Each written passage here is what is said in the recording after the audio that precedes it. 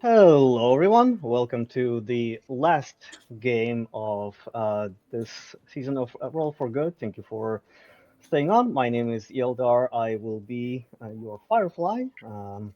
Today, my pronouns are he, him, and today we'll be sailing the verdant waves of the wild sea. Um, and let's go ahead and introduce our crew today. So I invite you all to Um, say your name, pronoun, and describe your character in a couple sentences.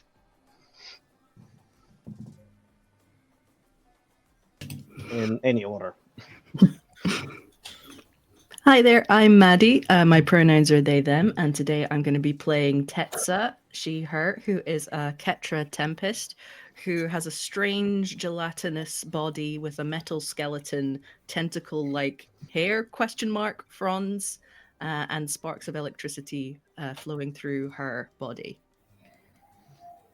All right. Hello, I am Tom. I also use they, them pronouns, and today I'm going to play Nox, who is a Mothrin rootless corsair. So a moth creature with the typical gangly body that insects normally have, but also with like really cool leather jacket and leather pants and sabers on the sides of her belt and huge black wings that have piercings on the sides and have huge white skulls painted on them. Trying to look menacingly, but also has a slight elegance to her. That's me. Awesome. I'll go next. My name is Micheal. My pronouns are she, her, he, him, ze, here, viva, ze, them, whatever takes my fancy. And I am playing Kobold Blue, who is a gal, which is a mushroom person. She's like a really rich dark blue all over, like an indigo milk cap, but has kind of tattoos and the top of her head all dyed kind of bright red. She comes from a tall shank, which is a kind of city where the fashion is to make yourself look like a bird. So she's kind of trying to look like a crimson rosella, which is a type of bird. I might drop some reference photos in chat during the break or something, but that's the main thing for now. Oh, and she has not really kind of a face. She has gills all the way around her head, and then just like a bit more of a gap between them in the front, where presumably there's some eyes in there somewhere. Great. I'm Matt. My pronouns are they, them. And I'm playing Oolong, who is an Ectus amberclad steep, which basically is a cactus person who likes tea.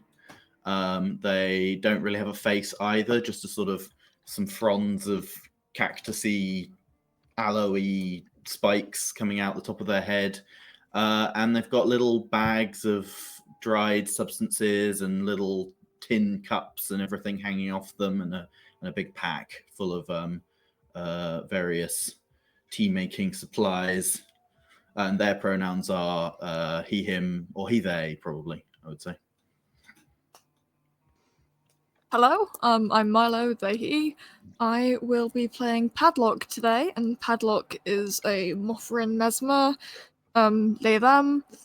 They're this, for any, like, entomology nerds out there, specifically they're an orange-tipped oakworm moth, which basically just means they're an orange moth.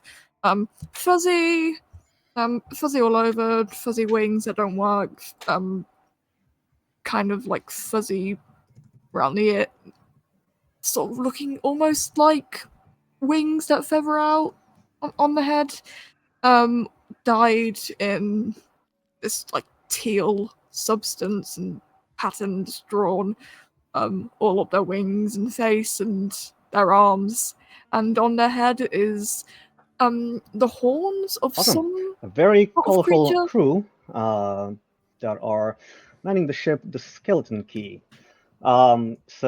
Right now you're hearing the amazing soundtrack to the Wildsea, thanks to the composer Lion P. Vaughn and Miss Works, the publisher of Wildsea. Today, the viewers can donate for the good cause. And purchase following incentives. You can purchase an advantage for the next roll or for roll for of a particular character, which will give them an extra die in their die pool, and that costs €5.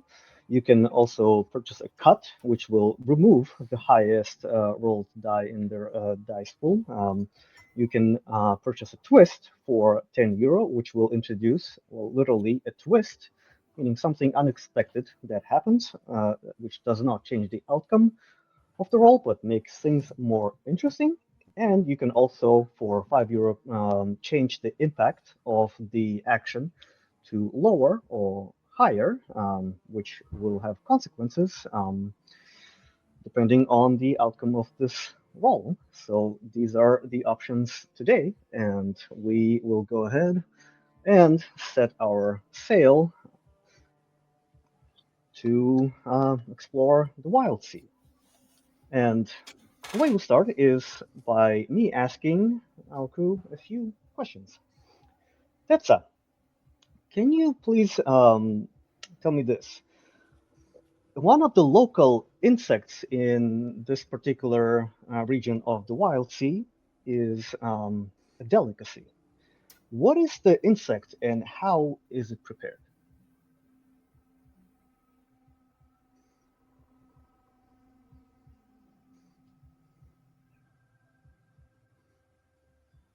Hello?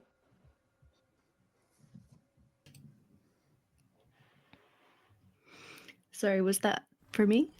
Yes. Yes, apologies. Can you repeat? Sorry, I think I cut out for a Okay. second. No worries.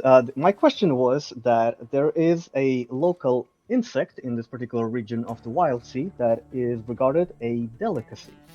Can you tell me what is that insect and how it is prepared? Oh, I think it is some kind of maggot, and I think it is grilled with some spices from a particularly rare tree. Sounds delicious. Thank you. Next question is for Nox. So your ship is heading to the spit called the Three Masks. It is particular famous for its literary festival. How do they celebrate it? How do they celebrate? So there are. This is a storytelling focused literary festival. So they're not only celebrating the books or scrolls or whatever the texts are delivered on, but also the art of reciting them and delivering them and making an art of it. So I know fire is not a thing in the Wildsea, which is because it's a problem because everything burns up. But they have these.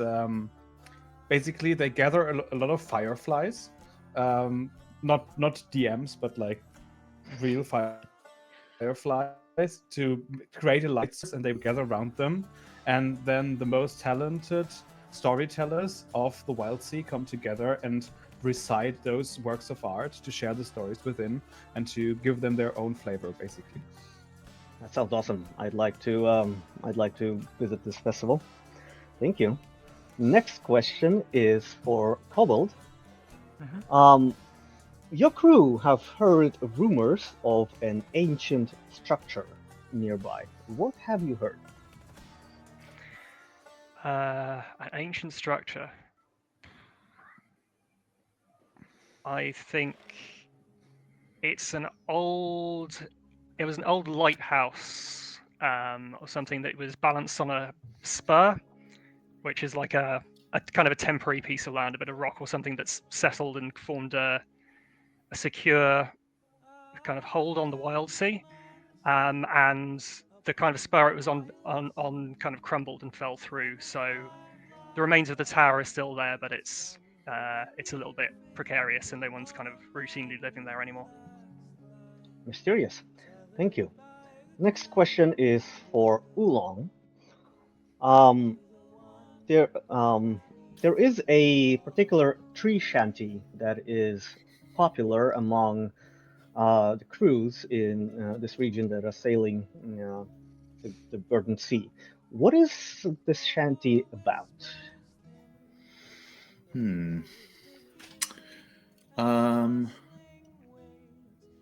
It's a classic shanty about having lost a lover, but the twist is that at the very last verse, it's revealed that the author, the penman of the shanty, actually was the one to have traded their lover away for a large amount of valuable spices, and they're actually a terrible person.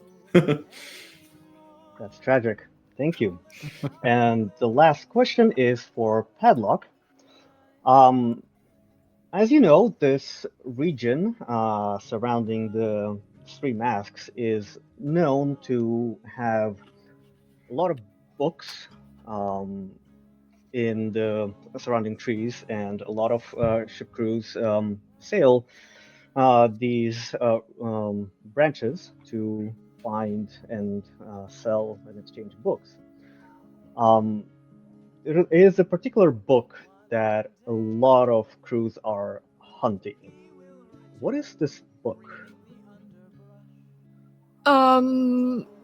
The book, it's kind of like, it's like, what do you call it? An encyclopedia? A collection of creatures that existed in the pre-verdant times, and with illustrations of all of them. Pre-verdant being before the entire place kind of crumbled and was corrupted by seas of trees. That sounds like a very expensive book. Thank you. So, we will start with the crew of the Skeleton Key sailing the verdant sea, approaching the spit of Three Masks. There was a rootquake recently, about a month ago, that significantly changed the landscape of the nearby branches, perhaps bringing forth new structures or sinking the old ones. Thankfully, it did not affect the Three Masks, and there were no casualties during this rootquake. But rootquakes always attract new crews who are there seeking adventures and ancient artifacts and so forth. So your ship is approaching the Three Masks. It is a quiet spitside port, about 100 or so people, relying on trading ships and passing wild sailors for survival. There's a good amount of local food in the form of pineapples gathered from local iron roots and mushrooms from a dingy farm that runs the length of the spit's underside. But the real passion here is literature, and the ruins of the surrounding waves provide it in abundance. The west end of the town houses the docks, and the south side is dominated by the skull of a long-dead leviathan, a badger that's been used as a base for an impressive building. The locals are a good mix of various Wildsea bloodlines, but the most common are the Ardents, which are surviving humans, the Ironbound, and the Telecrae, which are the sentient colonies of spiders. So as your ship approaches, you see waves of branch and leaf rustling in the wind, ships in the port with huge saws at their prows, low buildings of scavenged materials, ship hulls, rough sawn planks, stretched canvas made, colorful with planted murals. You see ardent Delicrae and ironbound citizens going around their businesses. The titanic badger skull making one of the end of the town, with wisps of thin smoke escaping from eye sockets the size of the houses. You hear conversation in many languages: low, sour, Chthonic, and Knock. Hawkers crying out to attract or greet neighbors and potential customers, branches scratching against the scrap metal docks, and the ever-present rustle of the waves. As you get closer, you smell mushrooms roasting on chemical hot plates, the sharp citrus tang of pineapples, old wood and fresh air, and hits of oil from the passing ironbound. Your ship approaches the dock, and the dock workers take it in, and your ship drops the anchor. You see um,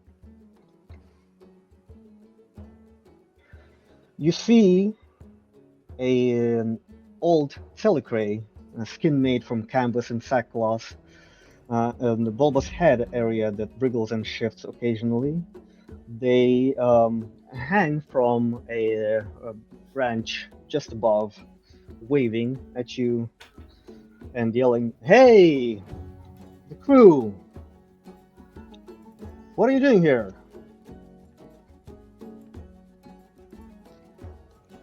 Did we nominate a spokesman? Is one of us actually captain, or?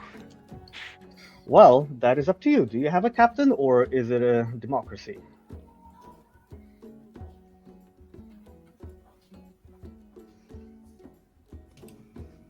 I feel we probably have a captain of some sorts. I don't want to nominate myself, though.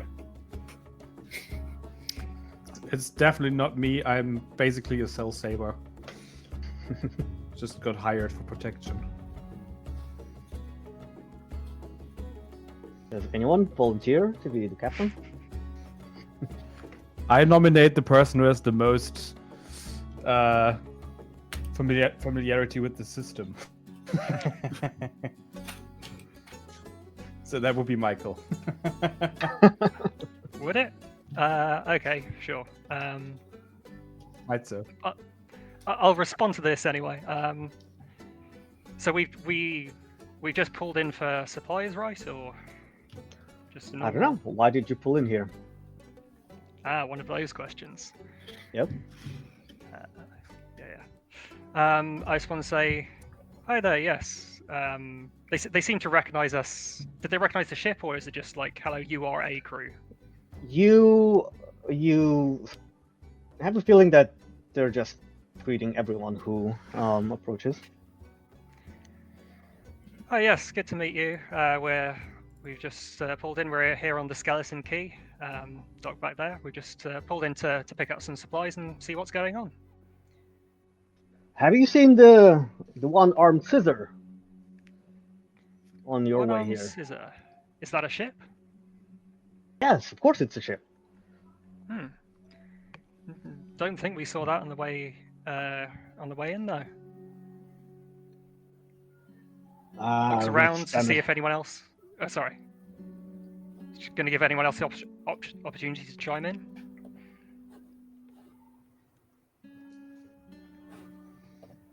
The Telecray sighs, disappointed. Brutes, damn it. Where is it? Where is it? You hear a gruff voice of an approaching Ardent.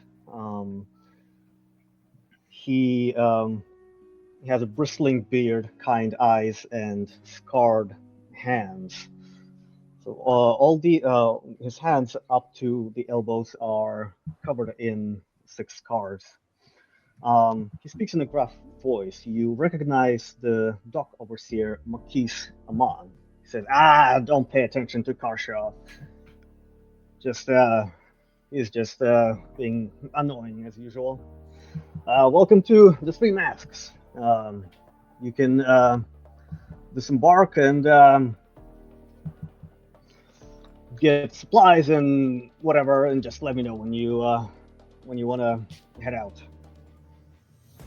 Anything particular you looking here? Thanks, very good of you.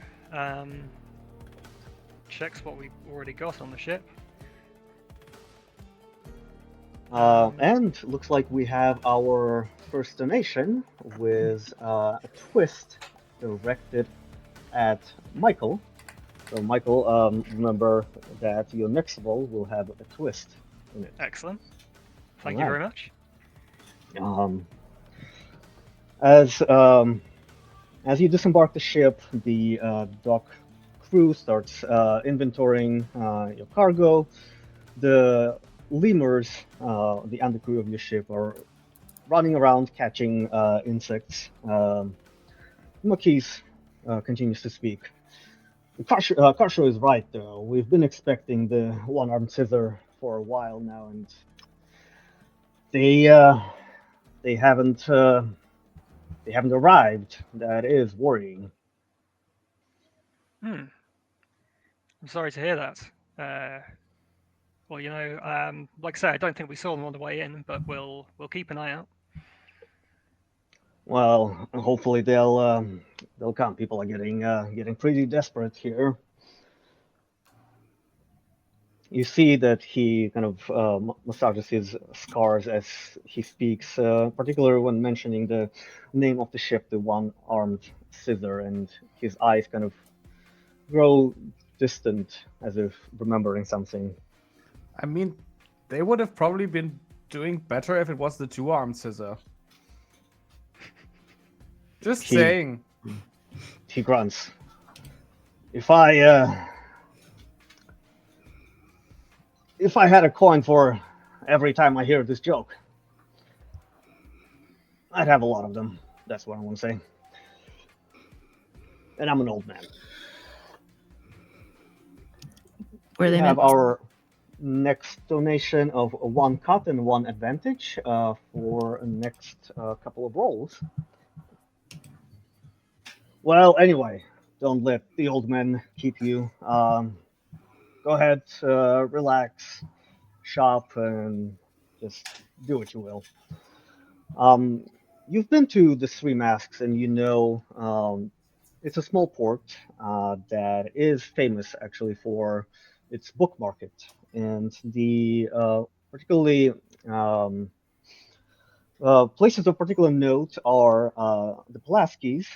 It's a pub / tavern / post office / library that sits near docks, frequented by a mix of locals and visiting wild sailors in search of a drink and a good book.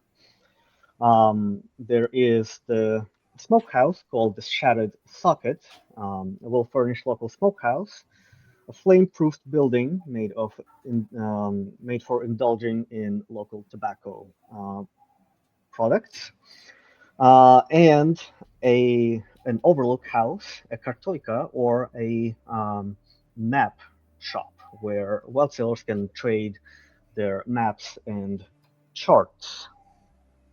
So, apart from that, there's of course the mushroom farm where local farmers grow mushrooms to sustain the population and to sell to the wild sailors.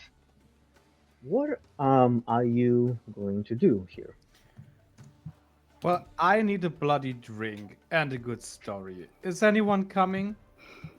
I thought someone would never ask. I'm with you. Absolutely. Just heading to the pub. Sure. All right, everyone heading to the pub. Sure. Okay. Hell yeah. So what would one be drinking in these lands? That's a great question. What would one be drinking? I'm gonna do a lot of this. Okay. So that went right back. So probably people, it makes a lot of sense to gather stuff from the trees, right? So probably sap juice that got concentrated into sort of variety of different drinks. Like you probably could concentrate it to make a liquor that's rather sweet. You could probably make it into like a strong beverage if you reduce it enough and let it fester in the sun. Ooh, like fermented. Yeah, basically, yeah. And probably also mushroom beer, I would assume. That makes a lot of sense. And pineapple wine. Pineapple wine. So That I sounds gave you a delicious. variety. Yeah. Probably goes well with pizza. Exactly. We also have one change of impact available for any player to use when needed most. So let's remember that. That sounds useful. As you enter the Pulaskis, um, you see a display of axes hanging above the bar, bookshelves lining the walls. A lot of bookshelves and patrons drinking, conversing, and reading books.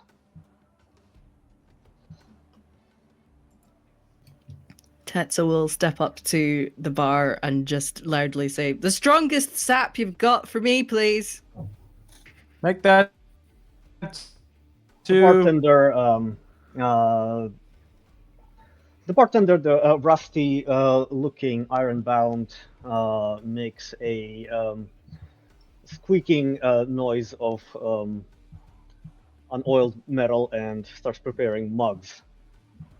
You see a few hands wave, greeting you. There is a sense of peace around the junction, tinged with worry whenever patrons look over at a set of newly built, but conspicuously empty bookshelves. So there is a sense of kind of anxiety and anticipation as you see patrons just longingly looking at the empty shelves.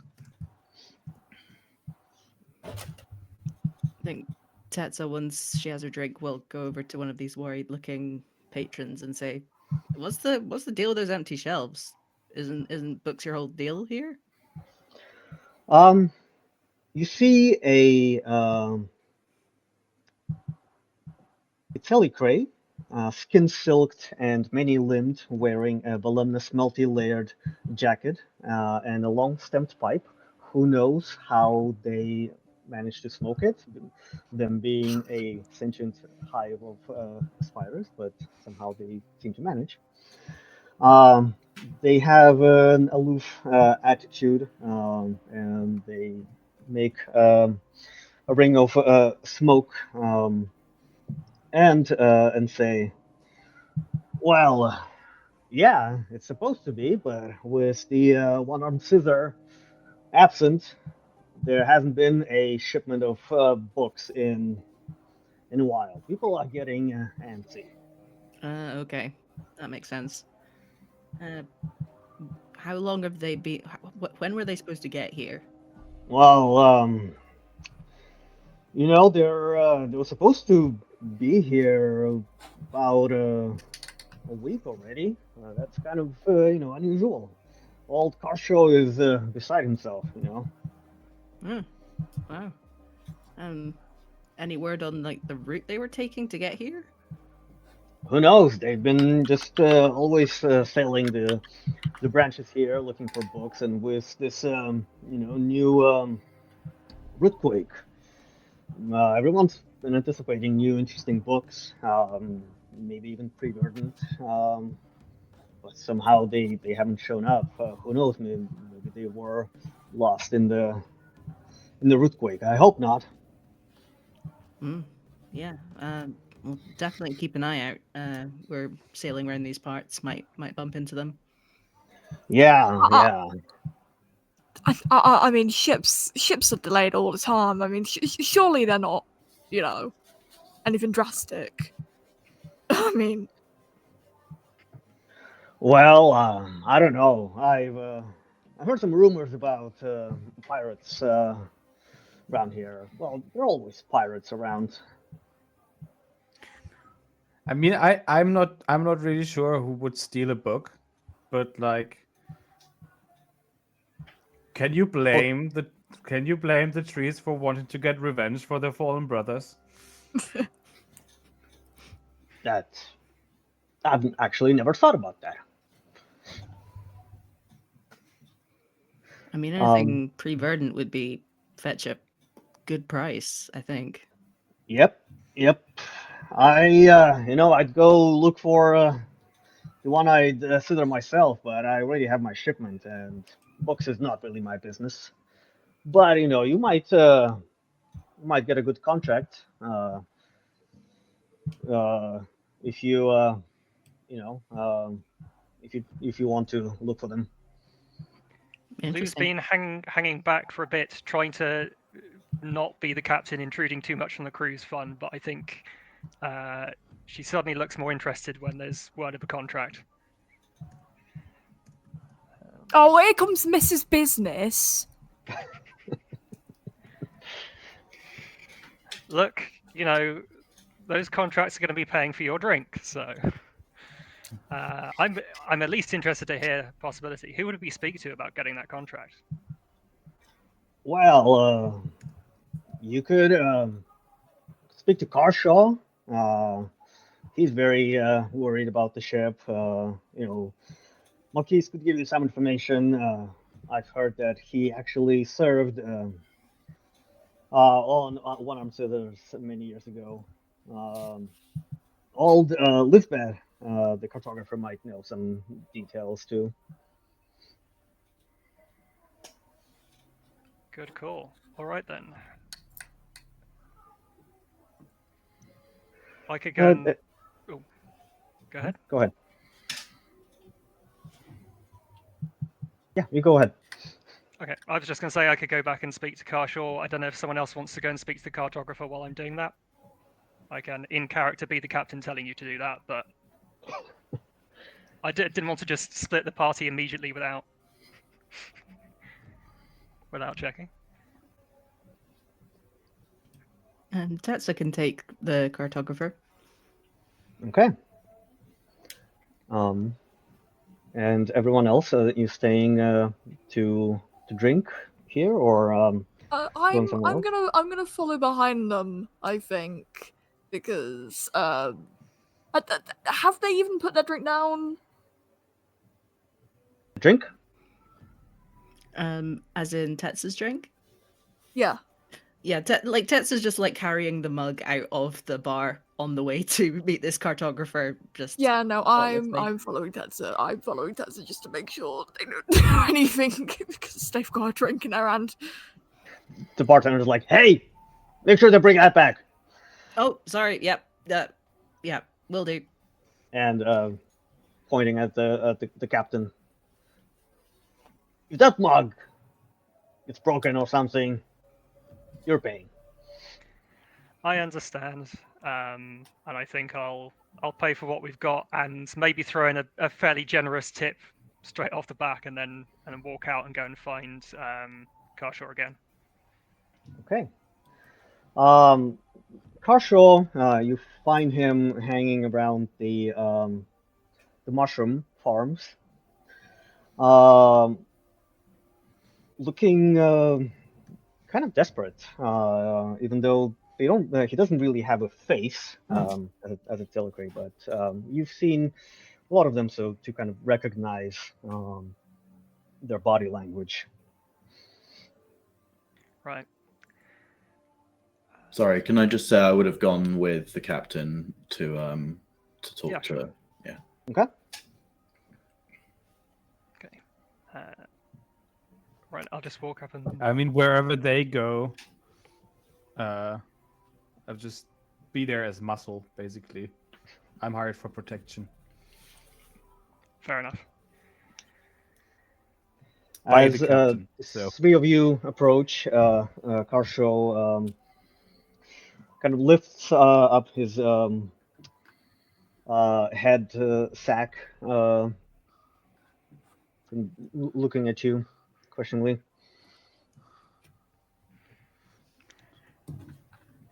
So, I've given some more thought to what you said, and we're looking for a new contract, fresh out of at our last job. I'd be more than willing to put the crew of the Skeleton Key at your disposal to go looking for the ship that you're worried about. But I would need to kind of talk about terms. Obviously, you understand. Can't just do it out of the goodness of my own heart. Ah, thank the roots. I'm so worried. My sister's on that ship. Told her, don't go off sailing. That's not really our way, but youngsters. Ah, yeah. I mean, I don't have much, but I pay, and I'm sure I can talk Makis in to give some discounts and maybe some exclusive shipping rights here if you find the one-armed scissor. That is tempting.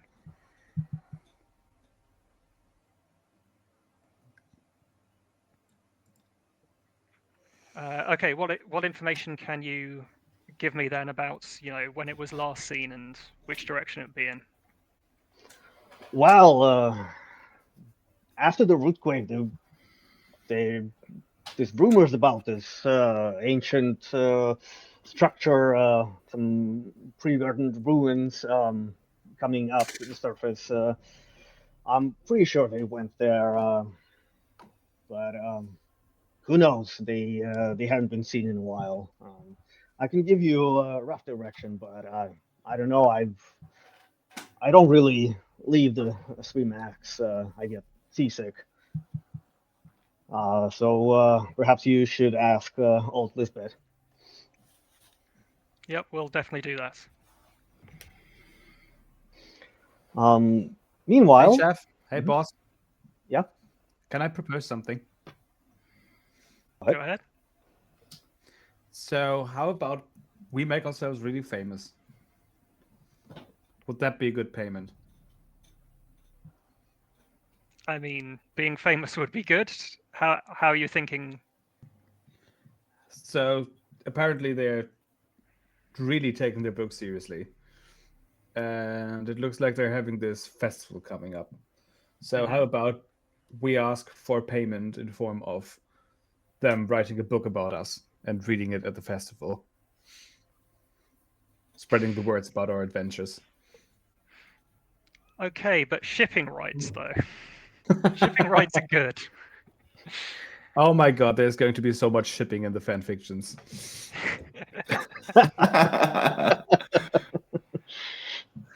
You will get shipping rights, lefts, and centers. Head in hands, just oh god. That's an idea. Yeah, how about it, Kashor? Can you guarantee us a place in the history books, or at least one book? Roots. I'm sure there'll be tree shanties about you for centuries if you find the one-armed scissor. That sounds great. I love that. Meanwhile, the other part of the crew is approaching the Overlook House. That center of the town, surrounded by a small garden of parasite fruit trees, home of all of the maps and charts in Streamax, collected from surveys and visitors over the years. As you enter the building, you see shelves of charts in meticulous order, and you see old Spar Lisbeth, the local cartographer, at her huge desk, a notice board of new book shipments, empty currently, fruit free for picking in a bowl on the desk. Old Lisbeth herself looks like a pulley rope, muscles and skin of hull planks nailed together, with a flickering spark of her soul in the middle of her body. She makes a creaking noise, turning her head to greet you. Welcome to the Overlook House, she says in a surprisingly gentle voice that doesn't really match with her appearance. Thank you. We have been sent to inquire about the possible whereabouts of the one-armed scissor. Our captain is hopefully procuring the contract for that as we speak. Oh, is that so? Well. So you're looking for one-armed scissor. Maybe we can. Maybe I can look around for for charts. And I just need to jog my memory a bit. if you need a chart in exchange, I have a many-folded chart here that might be of interest. Oh. Can you take a look? Yeah, sure. Old Lisbeth takes a look at the chart. Excellent work. Yeah, good parchment. Yeah, I don't know though. Usually I take this one without hesitation, but it's kind of a important matter we're talking about here. Is there any other errands we can run, or any other things we can do to help to get your cooperation? We're guests here, and we want to make sure that we treat our hosts with respect. I don't know. What do you have?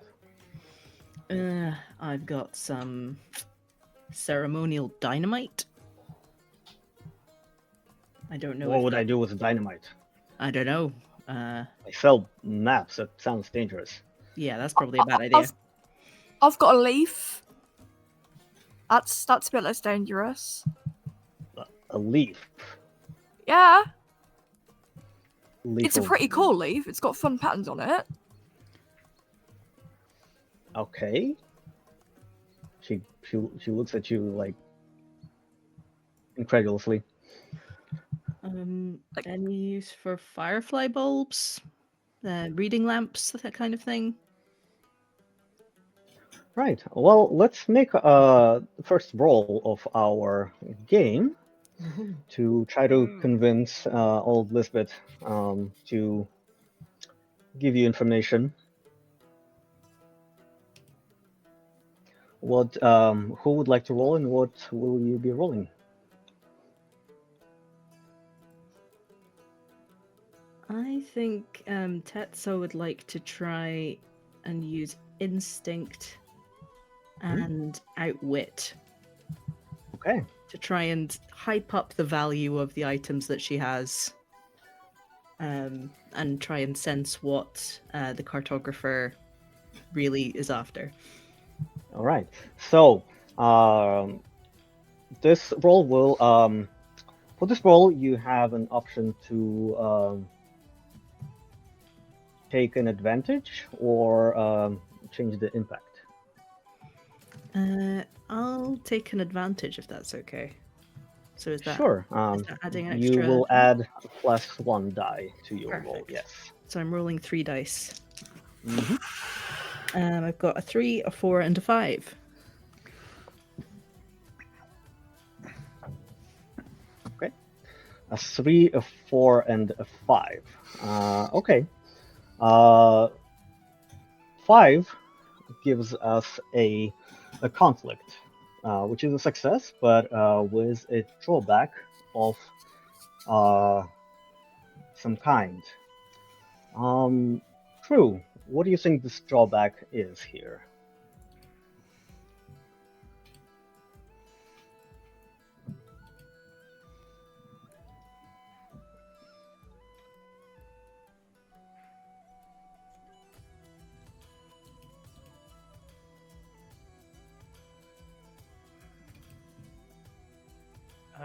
It takes a long time.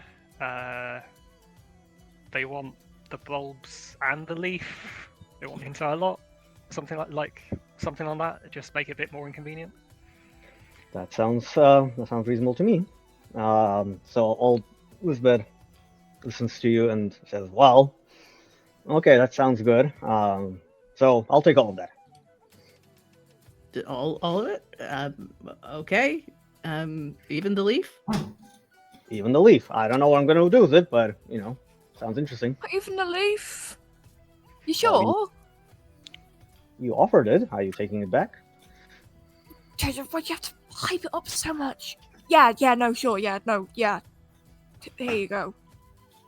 All right. 1 chart, 1 set of firefly bulbs, and 1 leaf.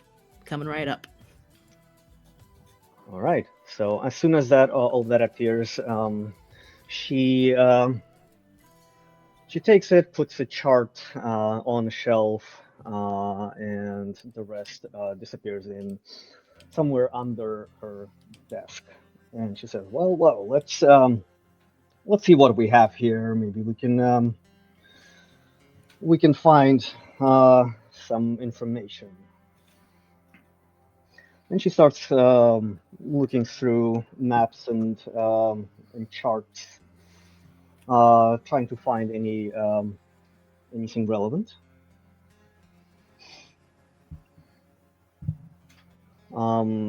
After a while, she arranges some charts and says, "Well, this is what I have. These are a little old, with some new maps brought with one of the crews coming in recently. It probably can give you a rough idea of the surrounding waves. So you take a look at the charts. You can attempt to make some sense and maybe find more information Mhm. in them. So who would like to do that, and how are you doing it?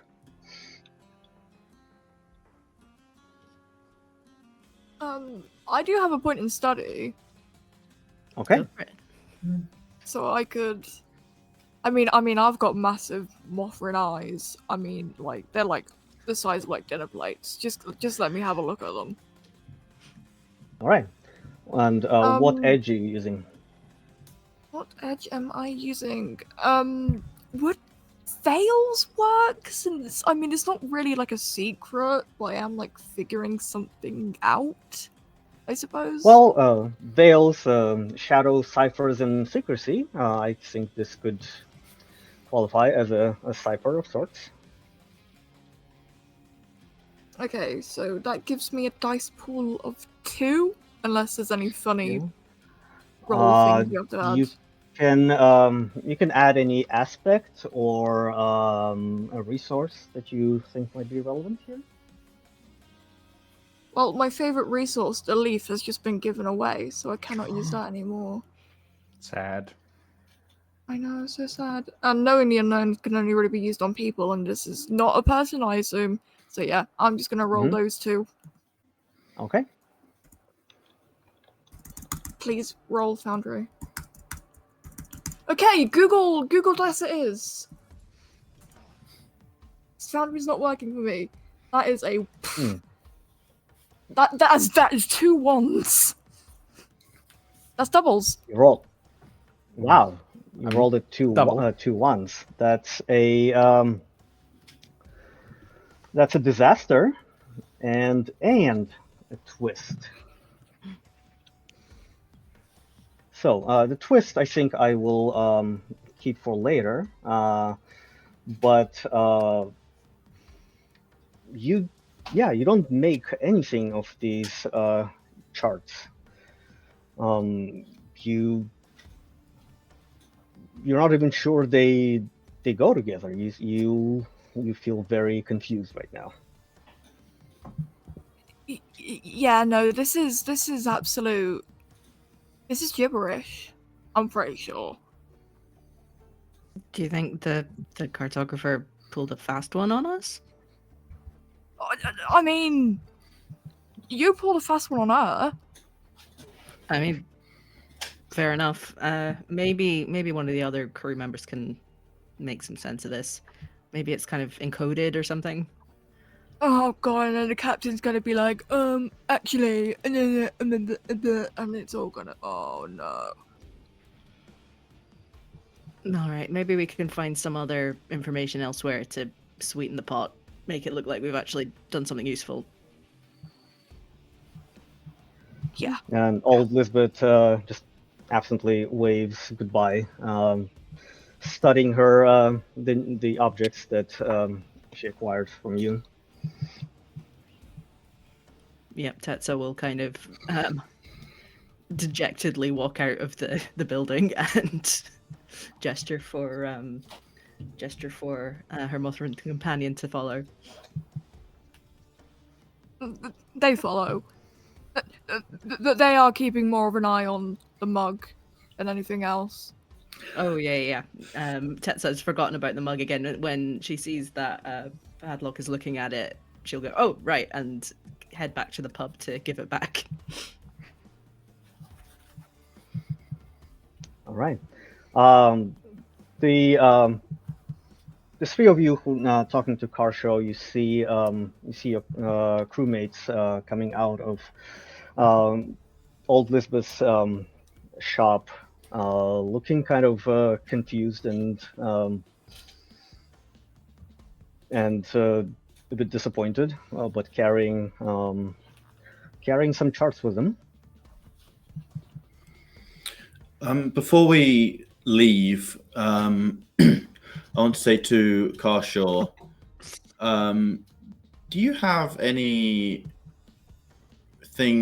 left behind by your sister, perhaps, that I could use to maybe track or read an omen? Let me think. Well,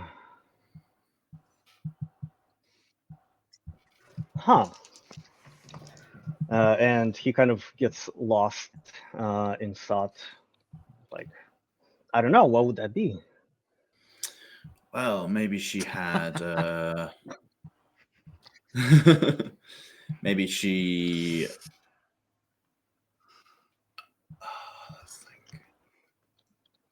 Maybe she had a collection of some kind which she invested much time into, and I could have a small token from it in order to make a concoction or a tea of some kind. Maybe she collected stones or animal bones or something. I don't know. Anything along those lines.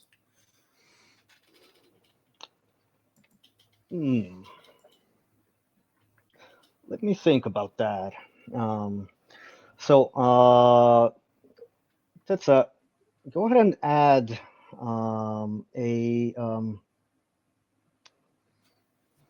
an annotated map chart to your resources.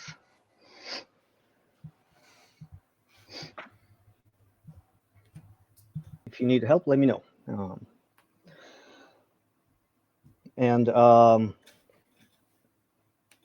Carshow runs away, and after 5 minutes comes back with an object and says, and hands it to you. It's a broken spyglass. Thank you. What significance does this have to your sister? Well, when she first started sailing, this was a gift I bought for her. Unfortunately, she dropped it during a rootquake, and it got broken. So we just keep it here as a token. I don't know what you're gonna do with it, but it might help. I can do my best. Do you need it returned, or can I keep hold of it for now? Well, you can give it to her if you find her. I will do. Go ahead and add a broken spyglass to your resources as a salvage. Okay. How do I do that? Not working. Okay, let me try.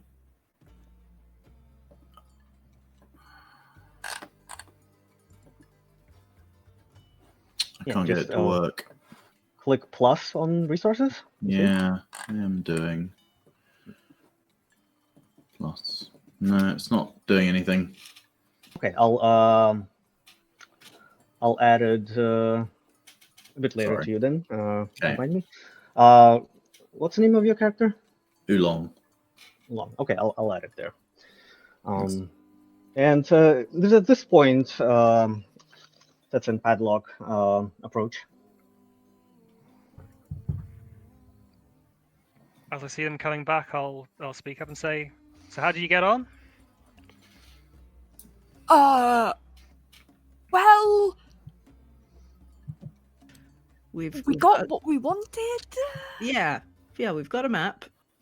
We can't read it, but maybe that's just because we're inexperienced in these things. Maybe someone as experienced as a captain would be better placed. I see.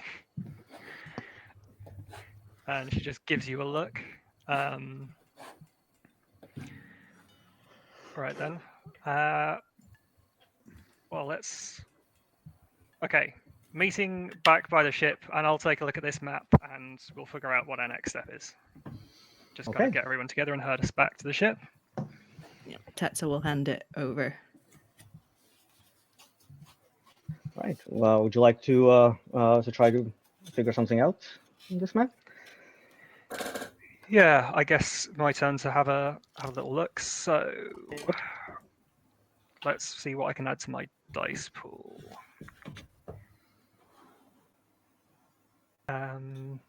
Edge instinct sounds right to me. Okay. Just trying to get a feel from based on like practical experience of just like, okay, where might the ship have gone down? Skill wise, I could make a case for hunt actually. Again, like trying to track where its movement would have gone. I think. Does that I'll make allow sense? it. Yeah. Yeah. One of the traits of hunt is track and observe, so that makes sense to me. Would you like to add a resource or an aspect? I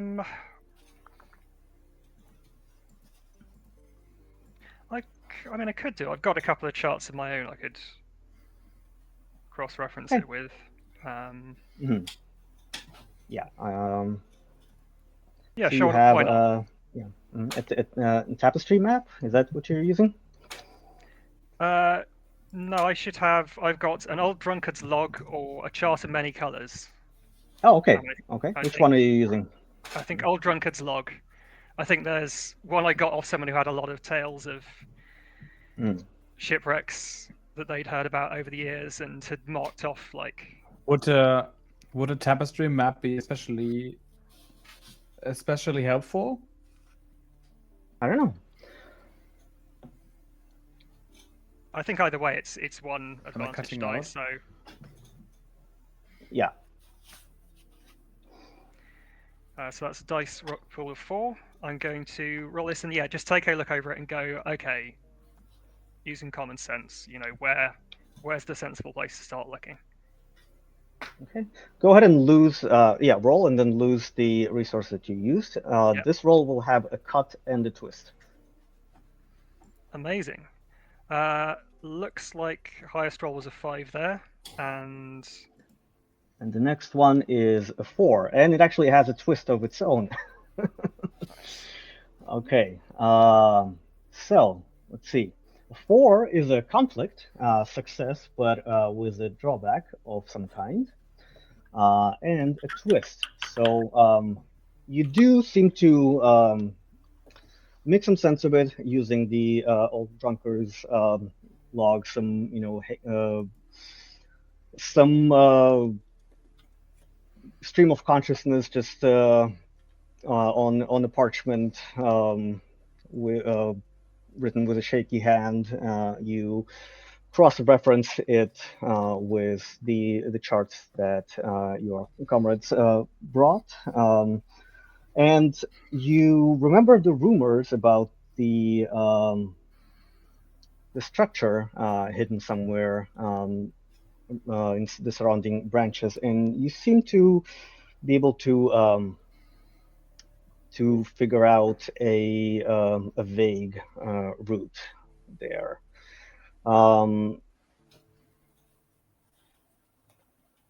You will lose this resource, and what twist happens with this action? Everyone but Micheal can say something.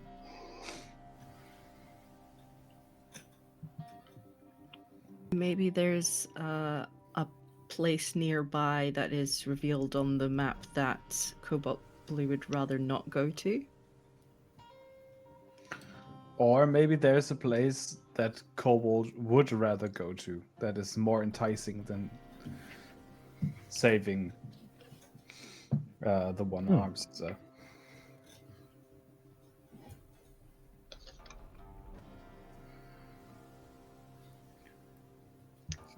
All right, I'll take that under consideration when we go ahead and start our journey. Do you do anything else in the Three Masks before you head out? I'm going to show the others this this spyglass. The two of you who didn't see me receive it, just show you and say, I can garner some information from the history of this object. I wonder if this is better done here or once we set sail. I would defer to the other members of the crew on this, as I don't know if we are truly safe here. I'm not entirely sure, but it's very pretty, though. I feel like the more information we have before we set off, the better. Very And, well. This is the Wildsea. You're never truly safe, but you got to take what you can. This is a very, very fair point, very salient. Okay. So I'd like to... So I've got an aspect called Steep into Reality, which says tangible things steep and disperse their essence through the physical realm. Mark to know the past of an object. So I want to try and... I was thinking about how to do this. I guess I'm going to basically... So it's a spyglass, so it's got like glass and metal and wood parts, presumably.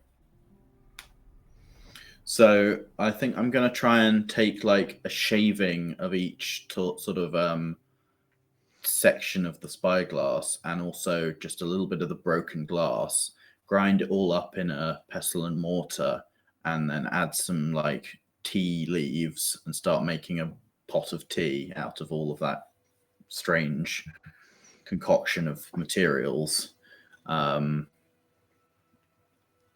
And then I'm going to pour the tea out, a small cup, maybe 100 mils to each person, and ask you all to drink it carefully because it has glass in it.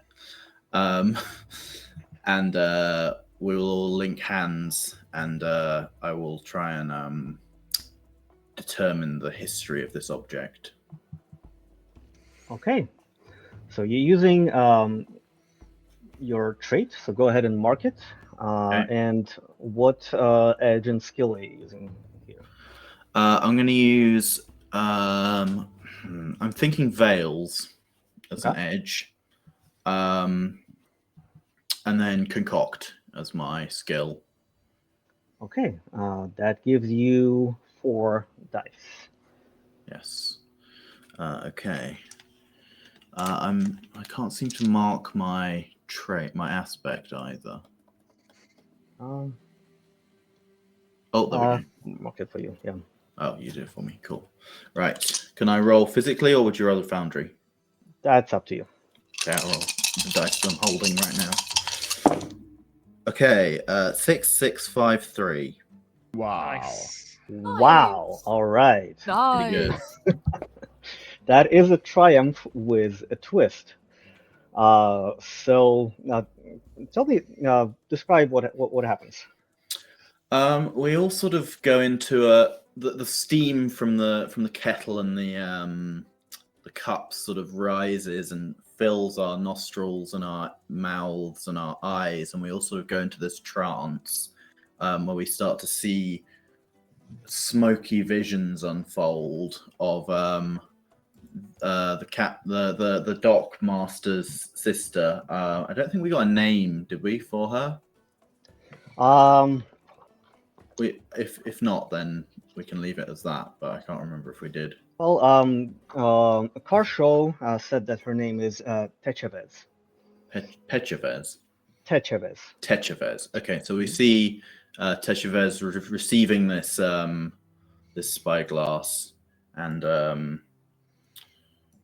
I guess like setting out on her first journey and all this sort of thing, and some of the history of having used it in her sailing adventures.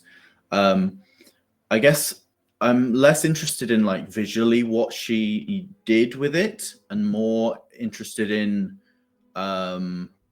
what her like I can't think of the word. I guess like her aspects, her intent behind her sailing was, what sort of person she is to, and what sort of things she would do in a dangerous situation or something like that, right? Like if the ship got attacked or went down, like what would she be? How would she be approaching that situation? And that's Okay. what I sort of want to garner from this object that spent a lot of time with her. All right. And the rest of the crew, what kind of twist happens here?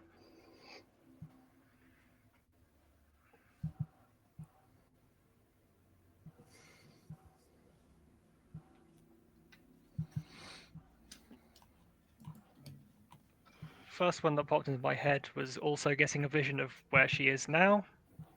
I don't know if that's too much, but Okay. That works. As Oolong, It's 2 6. as Oolong is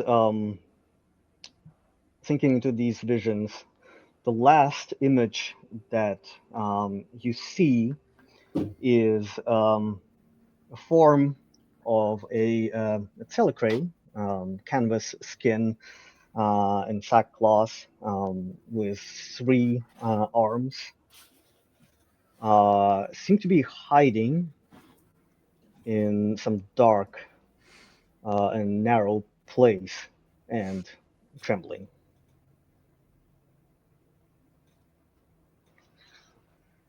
We must away quickly.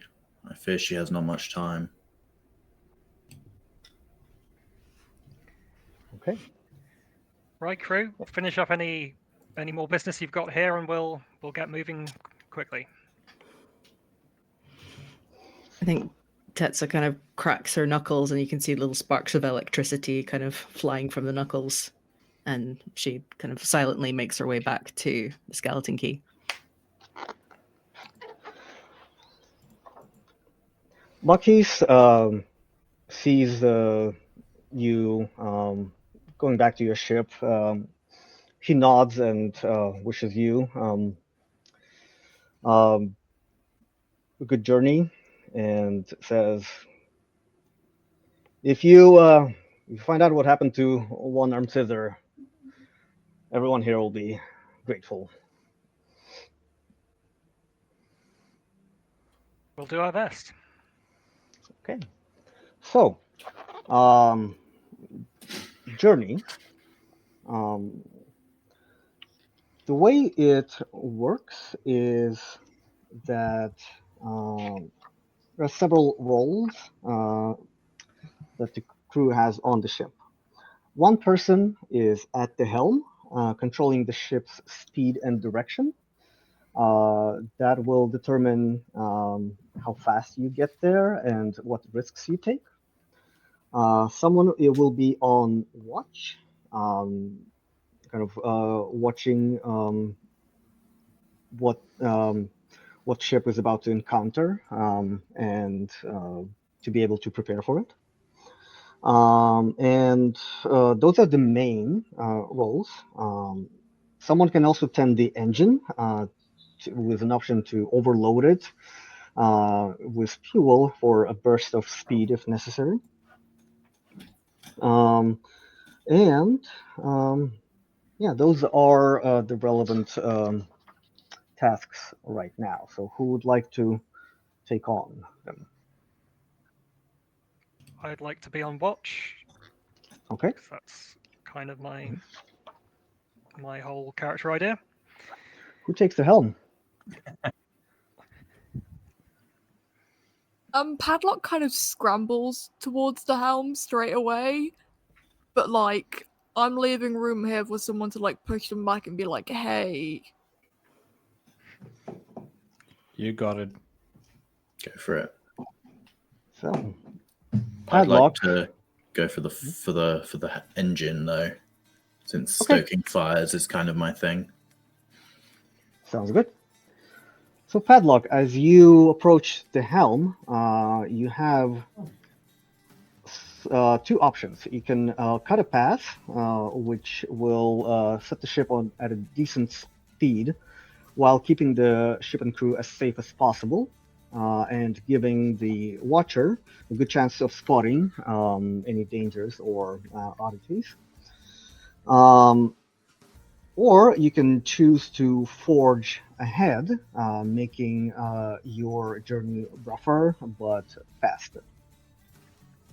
I'm calling out to everyone else. How desperate are we?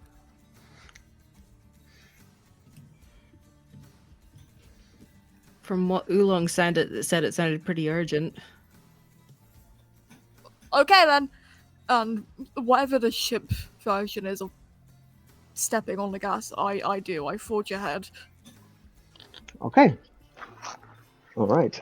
So I will set up a track for this journey. The length of the track is dependent on the information that you have discovered. So,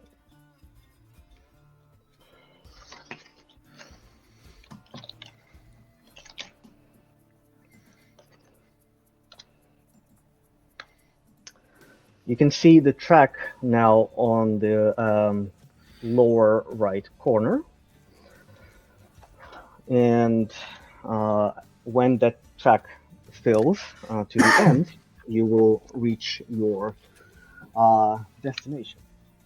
So now the watcher will make a roll.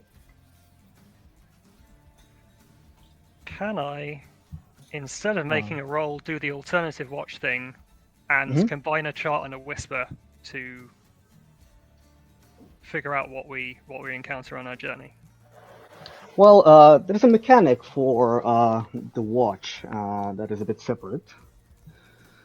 Okay, so first of all, let me see. Go ahead in Foundry, click on the Rollable Tables tab, and find Watch Roll. Mhm. Is this going to be the only watch roll of the journey, or are we doing this several times? That will depend on how fast the track goes. Okay. Yeah. You are going fast, so that means that with every roll, you mark 2 boxes on the progress track. But it will you'll be at a disadvantage depending on what you encounter. Okay. This roll. Mhm. Sorry, can I just check something? Yes. It might be a bit late for this, but is a triumph when you get? Is that when you get 2 6s? When you get a 6, is it? When you get a 6, okay. Yeah. One of my aspects says when I get a triumph on concoct rolls, I get a whisper. All right. Ooh, Okay. nice. So I just thought I'd mention that. Okay. Let me see what whisper you get here.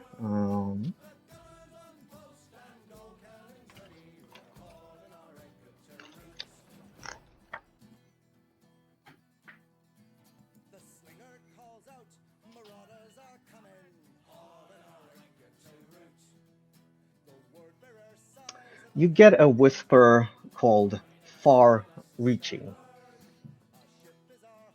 Cool. Yeah. Let me know if you need help adding it to your character sheet. Yeah, I can't do it. Doesn't Okay. seem to let me.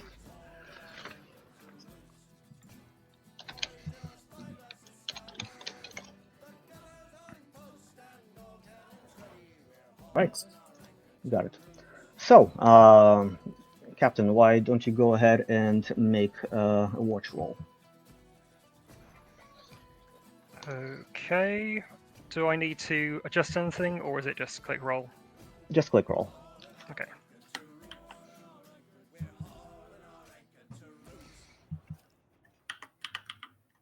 It is saying no results can be drawn from this table, unless you're seeing something at your end. Let me see. Let me try to do it here. Okay, yeah, that worked. Yeah, All right, there we go. that's 6. Okay. Mm-hmm.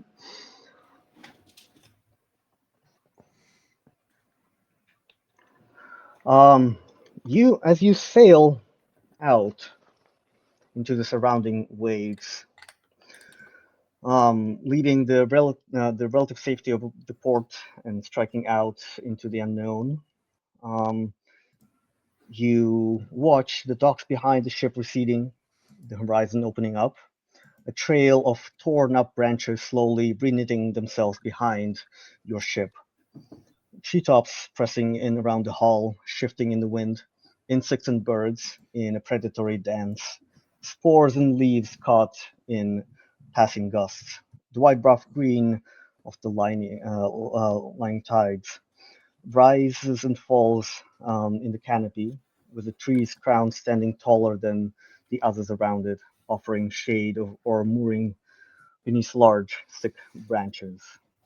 You hear the roar of a ship's engine and the splintering of the branches under its saw, rustling leaves, birds calling and distant howls of animals. You hear the chirring of the lemurs jumping up and down the length of the ship, going around their tasks.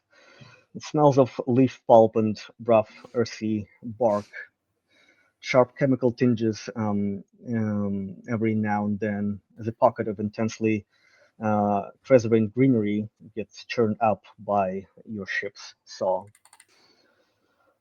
And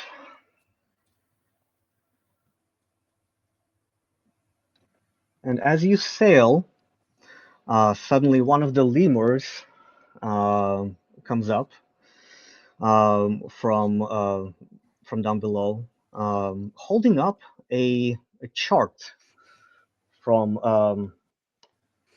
that they found from somewhere. Don't worry about where they got it. I'm Yeah. sure no one back at port is suddenly missing a vitally important chart. It's fine. Okay, and that will add go ahead and add a weather scarred chart to your resources. Okay. So with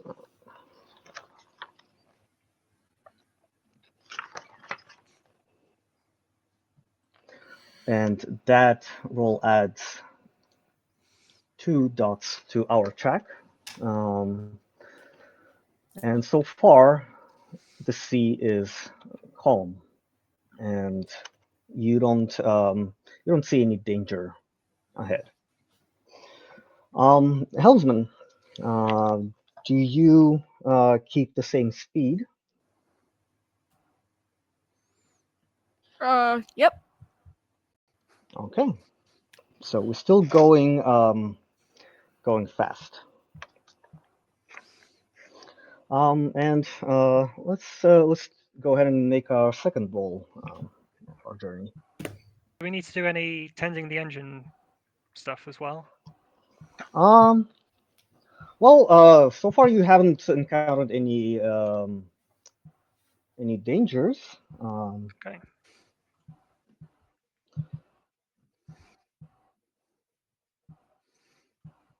So mechanically, tending the engine works thus. You can tend the engine, but which doesn't change much. Just some quick maintenance. Which doesn't give you any additional benefits, but allows you to immediately hijack focus if there are any problems or issues related to the engine, to attempt an instant fix or bypass. You can overload the engine by shoveling extra fuel into it,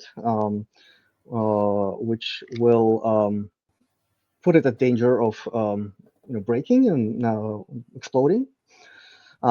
And uses a resource, but it increases an impact of a roll made to take advantage of that speed. Or you can muffle the engine, which also uses a resource, which will give you an advantage on going quiet if you need to.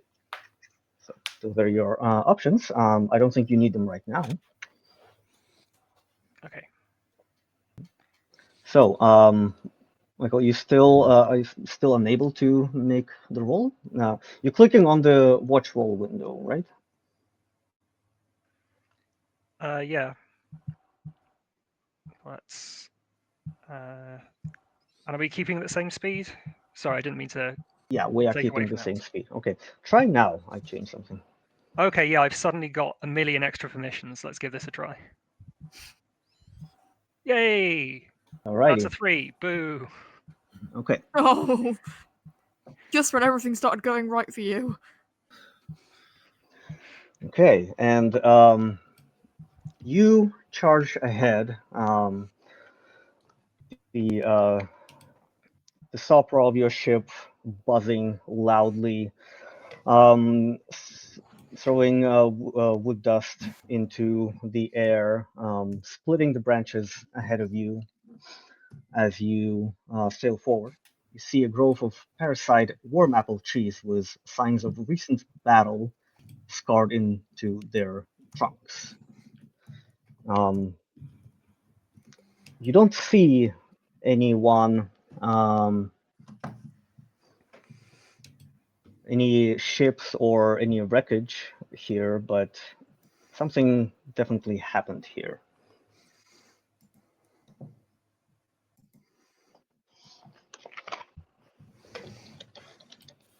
Okay. And thus you make it further without any adventures. That's exciting. Let's see.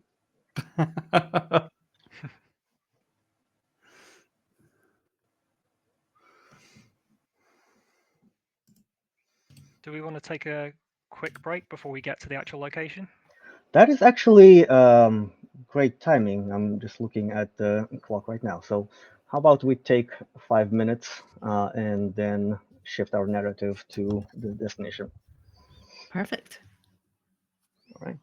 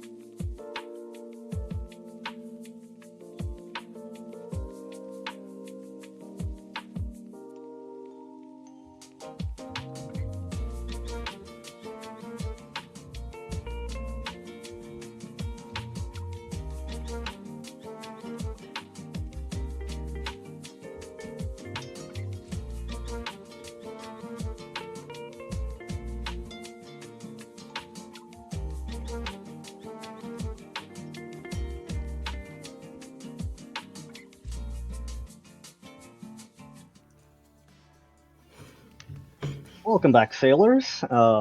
We are back with the crew of the Skeleton Key, approaching their destination. And as the ship moves forward, you see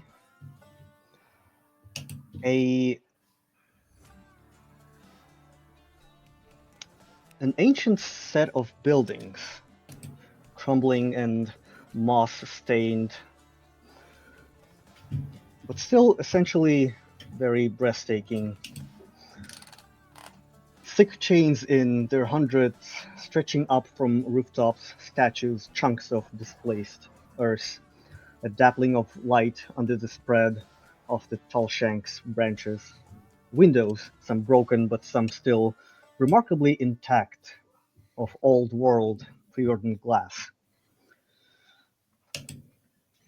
So as you approach this magnificent building, these ancient ruins, you see a ship marooned just near the ruins. You see this ship, tools left out on the hull, doors unsecured, and just things lying around as if abandoned there. You don't see anyone there. It's a long, flat-decked ship with a long jaw running the length of the hull, and sides bristling with grapples and cranes.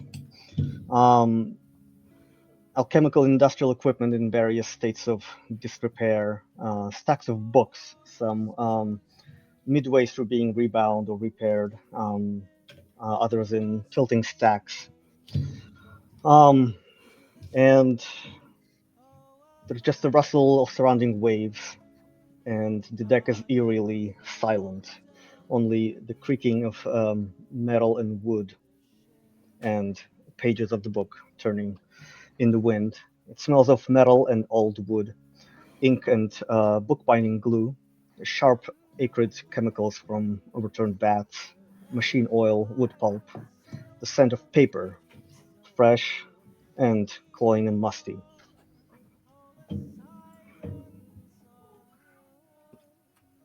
Do we think that the crew went inside?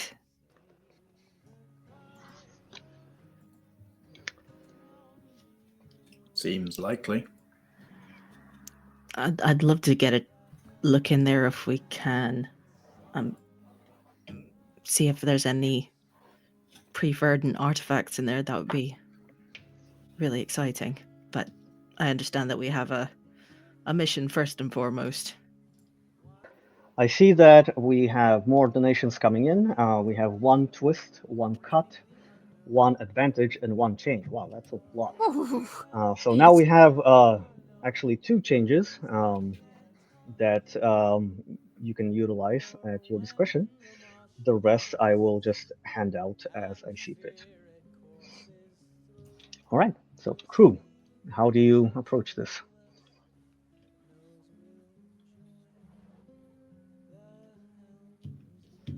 Quietly, I think.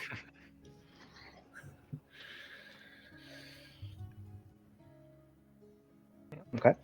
Should we investigate the maroon ship first and see if we can see any, I don't know, battle remnants, or whether they just left peaceably, or whether they left in the middle of something and fled, or whether they packed up first? or maybe they left a be back soon note. Yeah, That might be nice. gone fishing. So sounds like you drop anchor near the ship. Is that what I'm hearing? Yep. Happy to move up close, not directly up against it, but nearby. Mm-hmm. Okay. And Kobold will like pick up a bolt action rifle and just like keep an eye out around for any threats that might be hiding, waiting to pounce.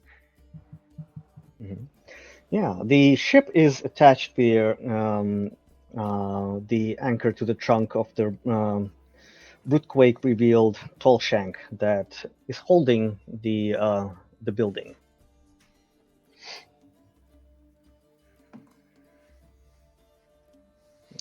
Any volunteers to climb up the anchor chain? I mean, I'm pretty beefy for a gelatinous humanoid, so I think I stand a good chance of getting quite far. I mean, I have wings. I mean, that's also good. So yeah, could I mark my elegant wings trait to try to fly up the chain and go on a scouting mission?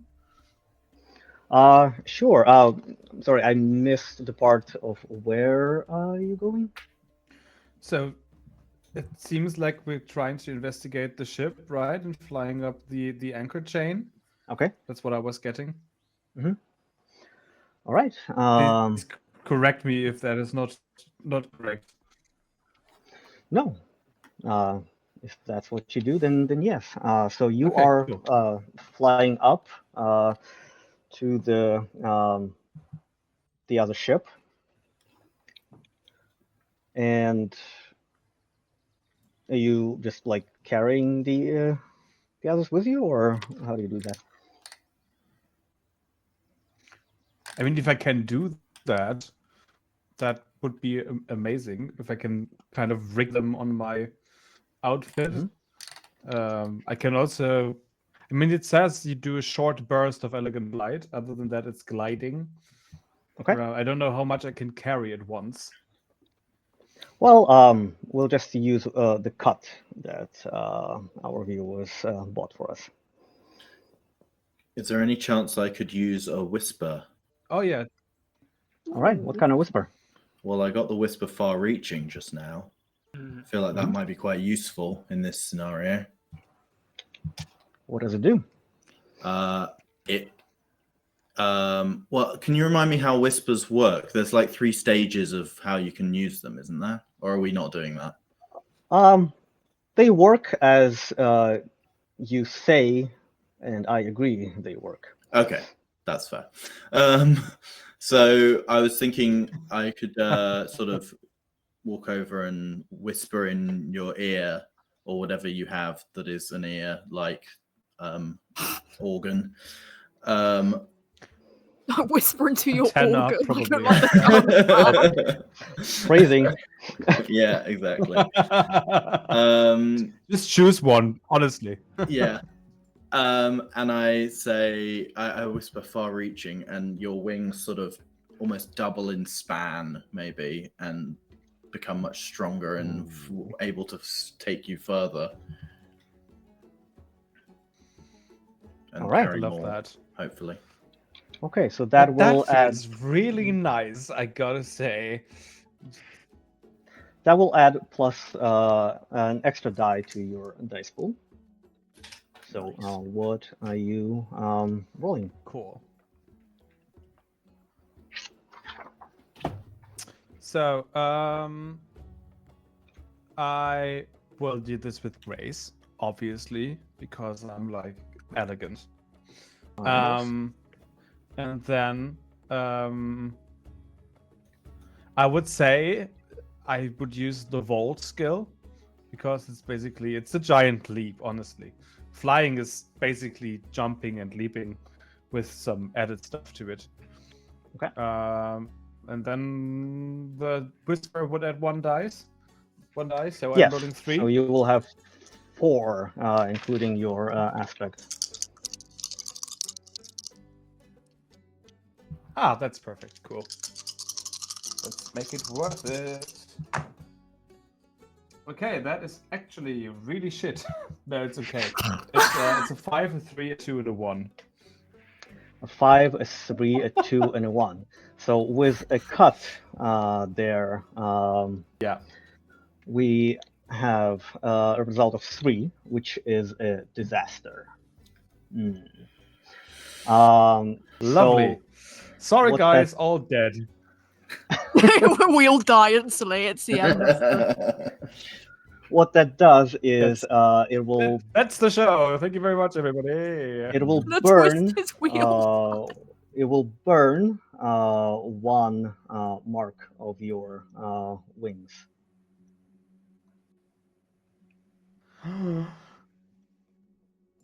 That is terrible. I hate that. All right, sorry, Okay. I keep burning it.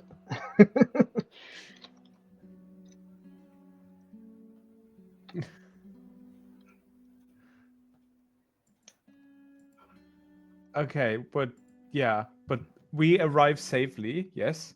Or Yes. do I drop someone? Do I have No, to you choose arrive who I drop? safely. It's just your wings are strained, and you won't be able to use them, at least for a while. Okay, guys, you're really heavy. I did not expect that. But I guess, yeah, we managed, at least. Oh, Sorry, I think I bloody had hell. like 10 too many mushrooms back at the market. Sorry about that. No, yeah, it's fine. I'm glad No, you're it's okay. well I fed. also blame Tetsu. Thank you. Okay. Oh, maybe I should have not carried all That's- of these heavy iron pots with me. Oh well. Why did you take all? Okay. Well, this pot's for tea, this pot's for coffee, this pot's for other various concoctions. It's important to have a different pot for each occasion. Can you make me a wing ailment tea, please? I can try my best. Speaking of which, That would be amazing. Oolong, you drop your blackened brew pot. As, No. No. I shouldn't have said I'm anything. when the GM is listening, be careful. Yeah. But you make it to the deck of the what you presume is one-armed Scissor.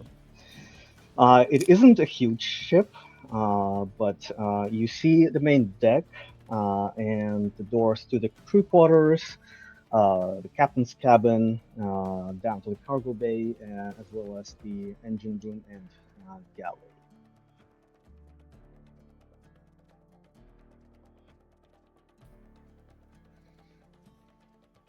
Do you say the galley? Yes.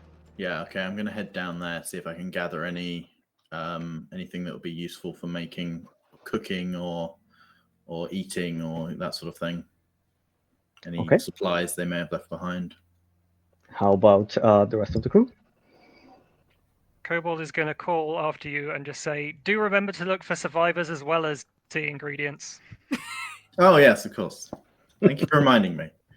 I mean, if you're lucky, they can be both survivors and tea ingredients. I don't tend to make tea out of living people, but it's always the first time. I mean, some of them are plant-based, so. I take slight offense to that. If I may, I would like to use my trait, the Pulse. I can Mhm. sense nearby electrical fields, such as those produced by living organisms. So I want to see if there's any electrical organisms nearby. Okay, yeah, go ahead and mark that. Got it. And you do sense a pulse coming. Looks like from the direction of the cargo bay. All right, I will let people know where I'm going in case I instantly die upon reaching there, and then go to the cargo bay. I mean, I'll come along with you if that's where your skills are telling you we need to go. I'll definitely come along. Great, thank you. Anyone else? I just stay watch on top of the ship in case someone attacks whilst people are foraging.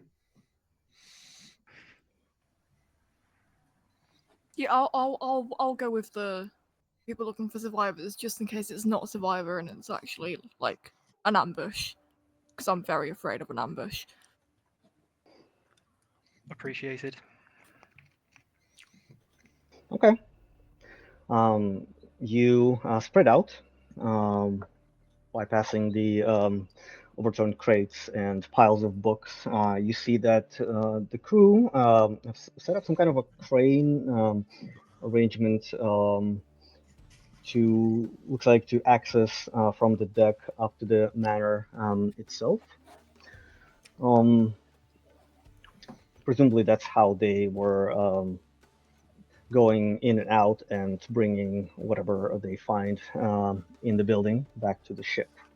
And looks like we have a twist for Matt's character and a change of impact for Milo's character. So, remember that. Let's start with the galley. As Oolong makes their way there, you see connected rooms, galley stoves that seem to be working off the heat generated by the chemical engine below. So there are stoves, there's a hatch in the floor, and the tubes going to the engine itself, and there's some old food on the table there, and perhaps some other resources. Loom tables and wooden benches, now eerily empty, and it is very quiet and smells sour of stale food.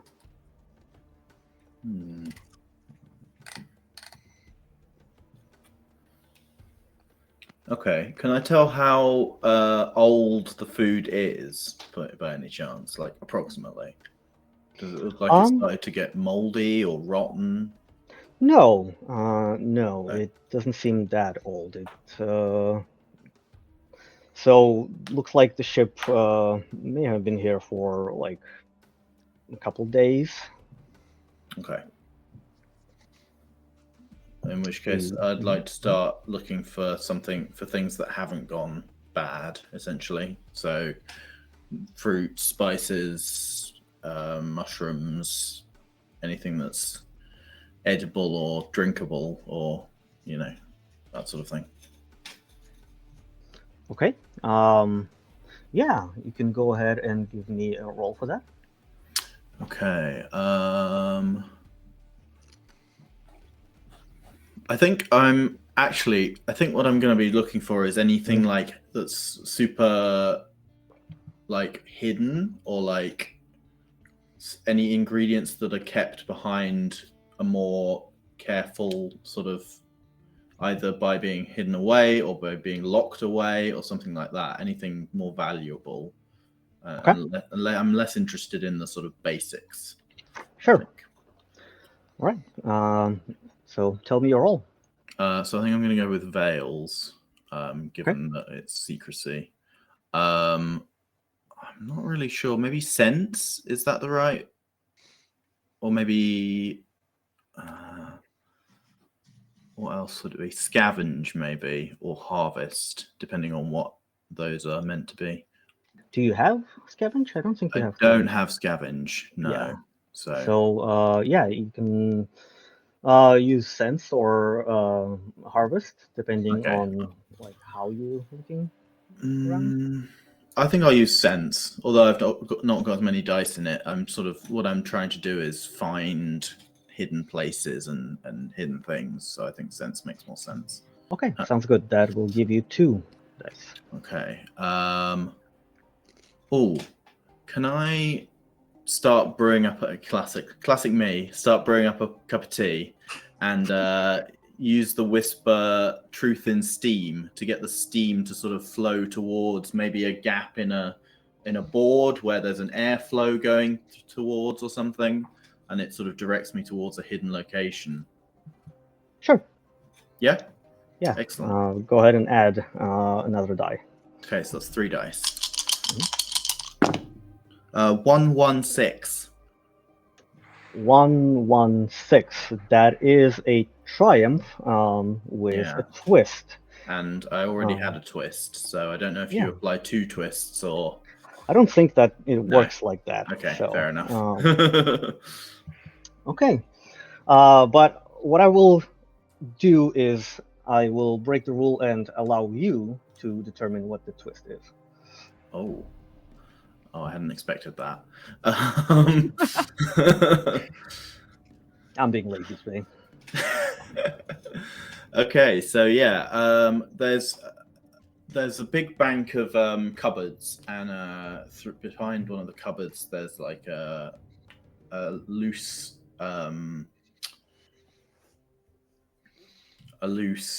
board. But as I push the board open to try and like access whatever's behind there, some sort of small pet or creature leaps out that's been hiding there. I don't know what it would be. I'm not sure about the types of creature that are in this world, but maybe some sort of like cat or fox type creature.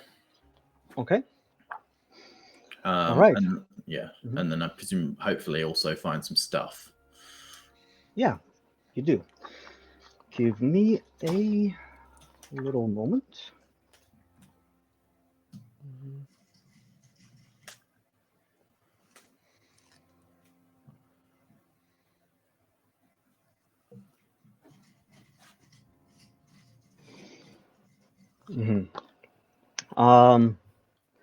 Yeah, so you see this creature jumping at you, startling you. It makes a squeaking, frightened noise. It is this type of like a flying squirrel local to this area. You can see that one of its wings is injured, as if torn somehow. It makes a whining noise and just kind of sits in the corner, frightened. But inside there, you see some rusting cookware, dried fruit rations, and barrels of chemical fuel. Oh, that could be useful. Yeah. I shall grab everything I can carry. Okay. I'm going to add that to your growing list of resources. Yeah. Can you get rid of... Do the whispers get destroyed when I use them? Presumably. We will do exactly that. Yeah. Okay. So, yeah.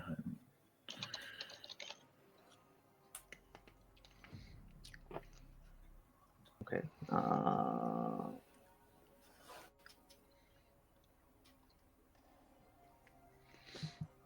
And I added food rations.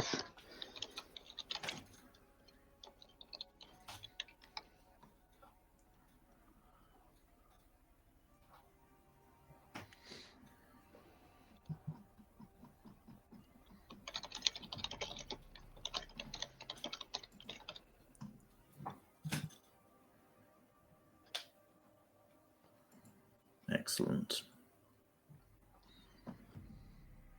All right. Let's switch to other members of the crew. Who would like to go next? Shall we go down to the cargo hold? Yep. Okay.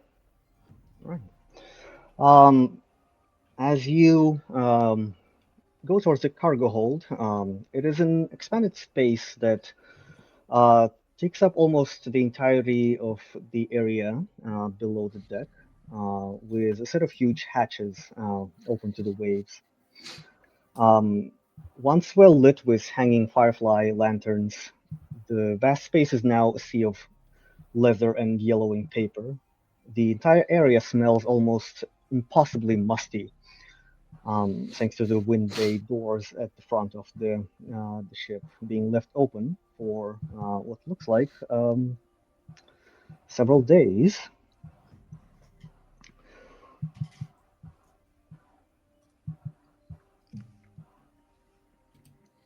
Okay, Tetra, where was the impression you were getting coming from? I'm not sure. I'll just kind of scan around to see if there's any signs of living creatures. Okay. Go ahead and give me a roll for that. Okay. I'll do instinct and don't know if I have any skills that would really fit this.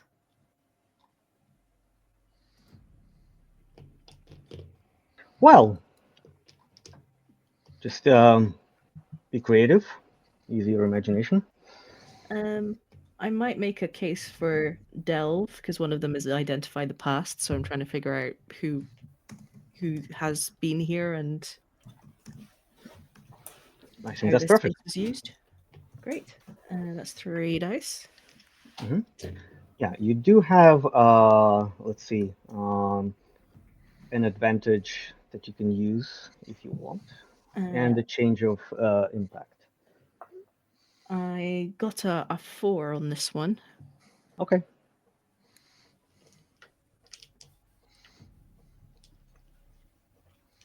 So if I could use a change of impact to make it more successful, then that would be great if that's how that works. Yeah, all change of impact basically makes the outcome bigger or smaller, right? Okay, cool.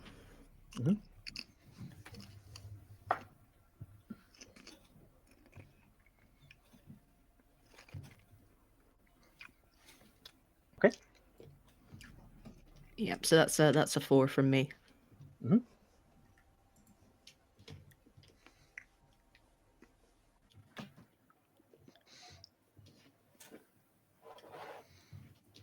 Who are you waiting for input from? Go ahead and roll. I rolled a 4. Sorry, that was me saying I rolled a 4. Oh, okay. So the highest is a 4. No The highest twists? is a 4. Okay. Yeah. No twists. Okay. So it is a conflict. You you scan around, walking around the cargo bay, looking for that pulse of life that you felt earlier, and you sense, you hear some muffled sound from behind one of the crates. As you approach, you see a telecray, a canvas and sackcloth skin with 3 arms.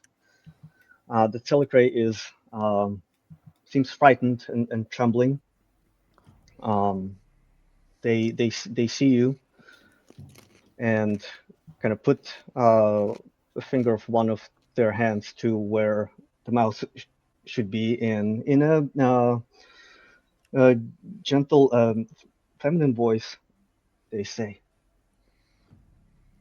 "Behind you." I'll turn around cautiously. You turn around just in time to see a creature.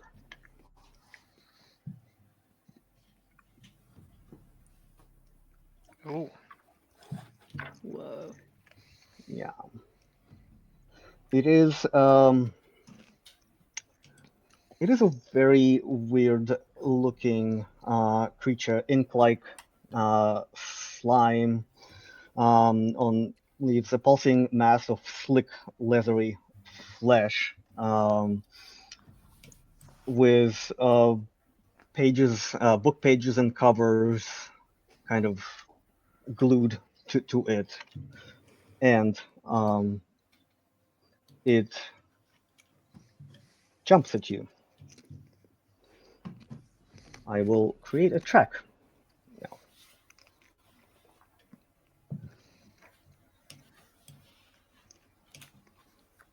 Unless someone else would like to do something, I would love to use my Thunder's Tone trait and raise my voice to an ear-splitting shout, dealing CQ blast damage. Okay. Go for it. I have an interrupt for range attacks, but if it's just jumping at us, then you'd probably react first, I think. Give me a second. Okay, there we go.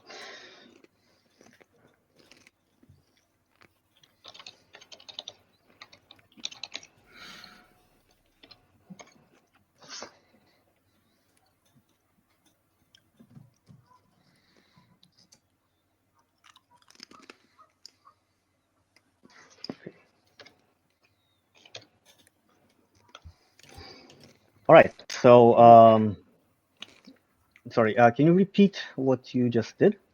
Yes, I would like to use my Thunder's Tone trait. I can raise my voice to an ear-splitting shout, dealing CQ blast damage, and unfortunately being easily heard over long distances, which may not be advantageous, but I think damaging the creature is Tetsa's first impulse. Okay. All right. Yeah, go ahead and roll, and I will give you an advantage for your success in the previous roll. Great. I'll use Teeth and Break. Mm-hmm. It should give you 5 dice in total. Ooh, amazing. Ooh, nice. I got my highest was a 6. All right, that is a triumph. So go ahead and describe what happens. I think that Tetsa, as soon as she sees this creature,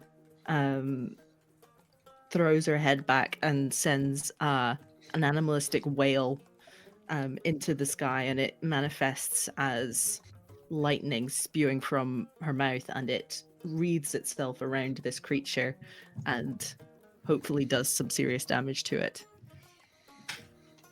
Okay. Yeah, the you see the creature's slimy flesh go in waves as it is thrown back from you. It makes a kind of chittering, angry sound. And since it's a triumph, I will give you 4 dots on your track to defeat this creature. Ooh, Okay. thank you. And I heard help incoming.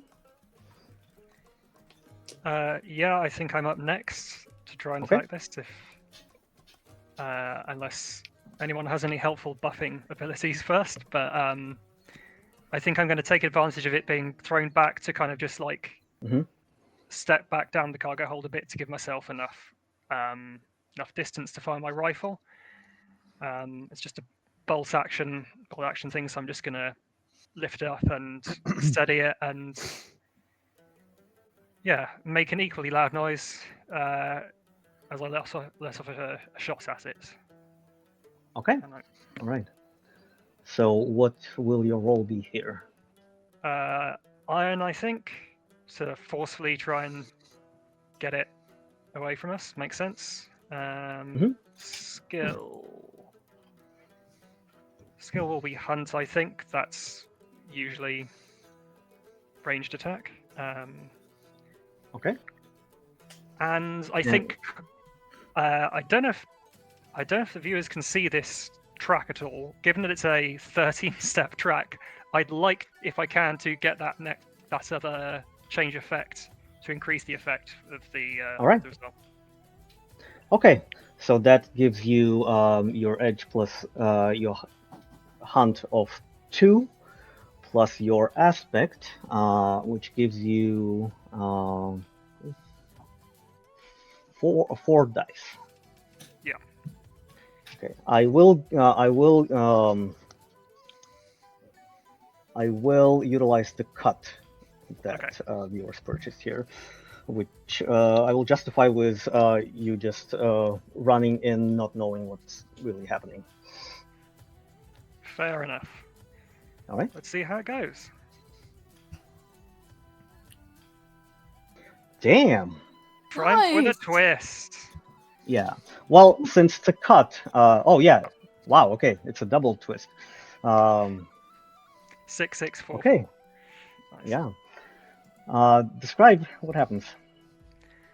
So yeah, Cobalt Blue kind of just takes a few steps back and is like, while it's kind of thrown back and thrown off guard by the lightning, she just kind of steadies herself, holds the rifle up, and just like tries to find a real weak point and like keep driving it back. Basically, create space for us to either keep attacking or make our escape on the next move.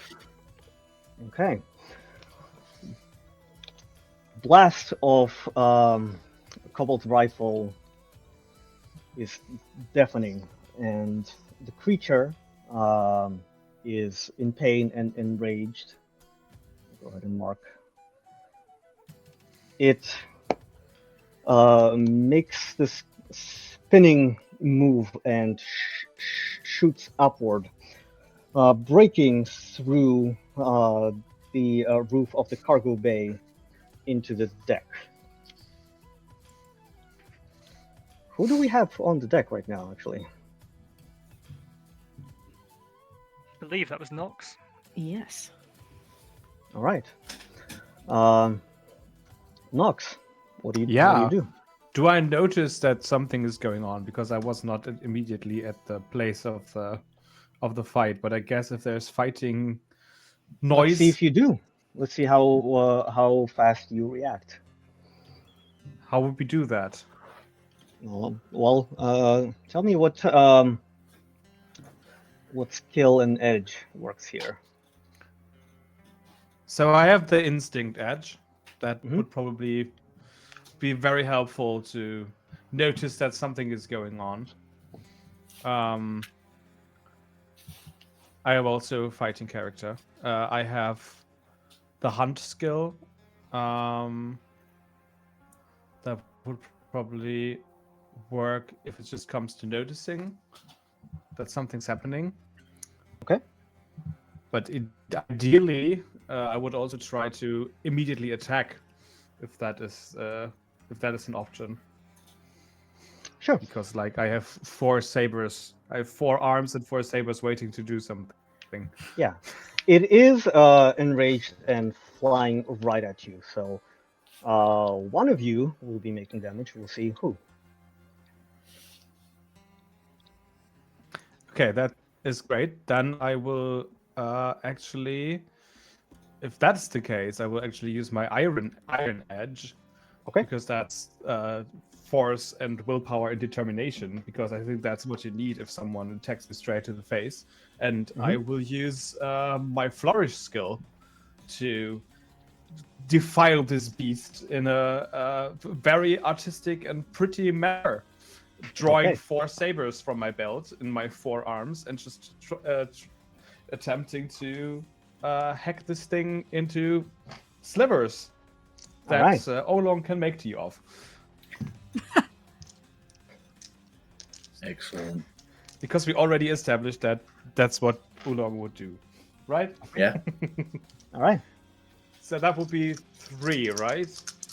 Are you using an aspect? Okay.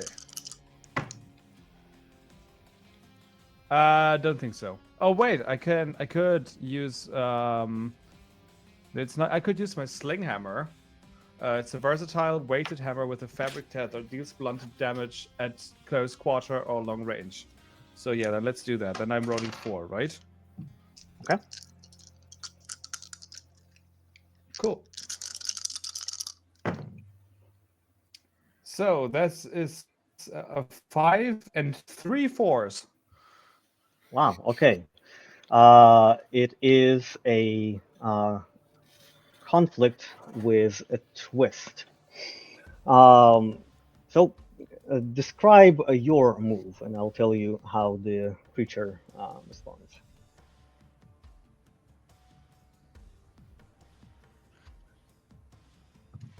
So yeah, I have this huge, like, I have this thing on my back, which is just basically a long stick with like some bandoliers, and then there's a huge metal thing on it, and I just wield it in circles. And as this thing is coming straight at me, I just let it go, and this heavy metal thing just shoots out to the front, and I try to hit it right in the face, Okay. looking stunningly while it's doing so.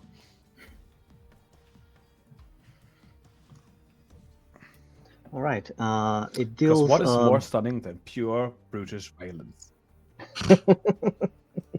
Okay, so it deals blunt damage. As the creature jumps at you, you hear the wet sound of ink spurting out from its body. The wet slapping sound of its flank as it jumps to you. Smell dusty, damp, like like you're in a library with a leaking roof. Your hammer impacts the creature with inky blood spraying everywhere. Well, this is disgusting.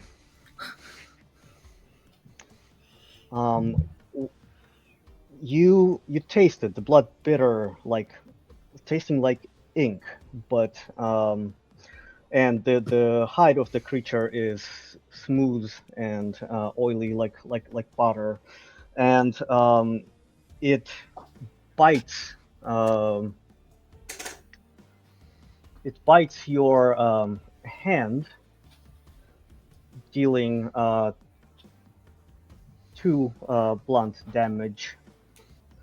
So currently your sling hammer is unusable, but you do deal substantial damage to the creature. Ah! I get you again! And I pull 3 sabers and drop the hammer. And because I still have 3 arms remaining. You notice that as the creature bites you, a tapestry map that was in your pocket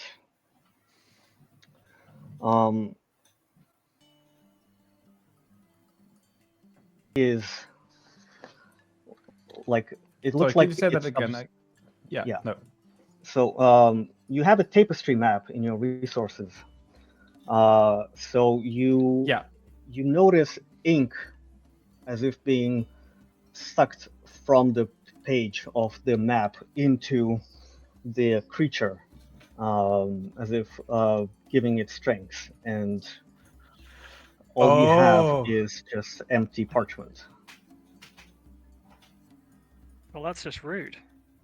Oh, it eats books, guys. It eats the ink. That's terrible. All right. So that's what's happening on the deck. Can't get anywhere near the 3 masks.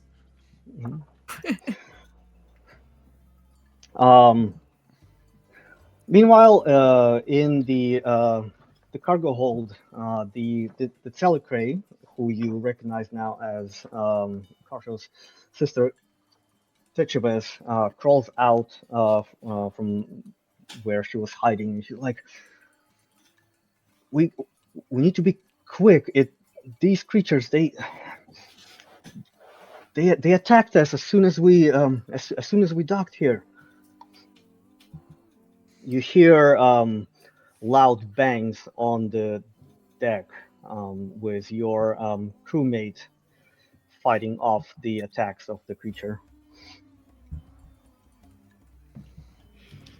Tetsa will nod curtly and dash up to the deck to try and help. Okay. Do you want to resolve that first, or should we stay talking to her down here for a scene? Yeah, let's switch perspective a bit.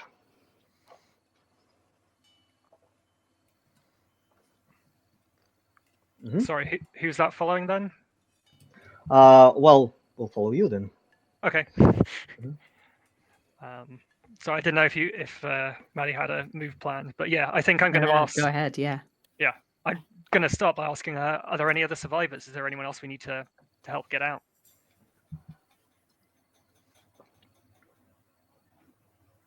You're asking Techeves? Yes. Like, I don't know. I think some of them might be stuck inside the manor. I've been hiding here too scared. This creature had been just stalking me, and I was afraid to even move. Okay, right. Let's get you out of here then, and we can plan our next steps from there. Okay.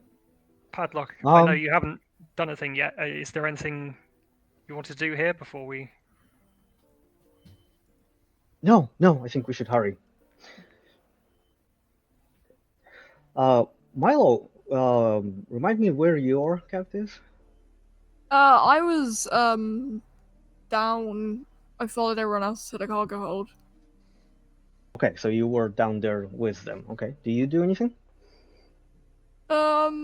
Might be more helpful to for me to follow Maddie's character. Okay. You know, help out with that whole thing up on deck. Okay. Remember that you do have a change of impact for you personally, for your if you make a roll next time. Okay. So what does Tetsu do? I think Tetsa's gonna take out the ceremonial dynamite and try and dunk it into the mouth of this creature. See if it can explode inside its belly. All right. So that would be teeth and I'm gonna say vault for kind of jumping and dunking it like a basketball. And then Okay. one die So you for have the resource. yeah, 3 dice, and I will go ahead and take the dynamite from your character sheet. Great. The highest roll I've got is a 5, and the others are 4 and a 3. Okay. Yeah. Describe me what happens. I think that Tetsa manages to get this dynamite into the creature's mouth, but perhaps gets kind of caught up in the inky slime and maybe it burns slightly. Okay.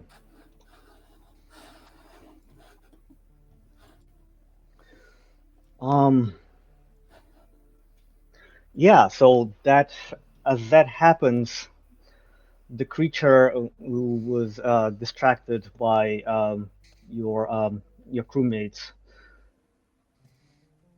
seems to be startled, and then as the dynamite goes off, it explodes in ink splatters all over. And let's see.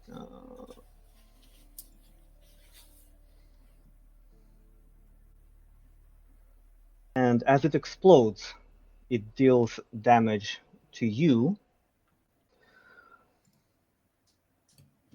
Let's see.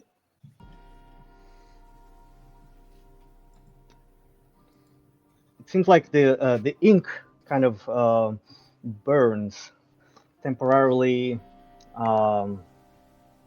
disabling your pulse trait. Okay.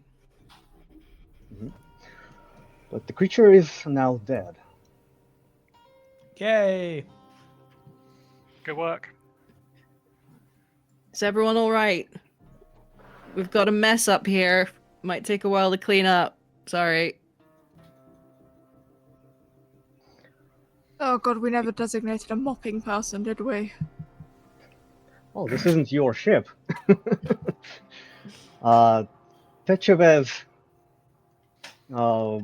very slowly and carefully comes up from the cargo bay and looks around fearfully, seeing the deck full of ink splatters and the creature obviously dead.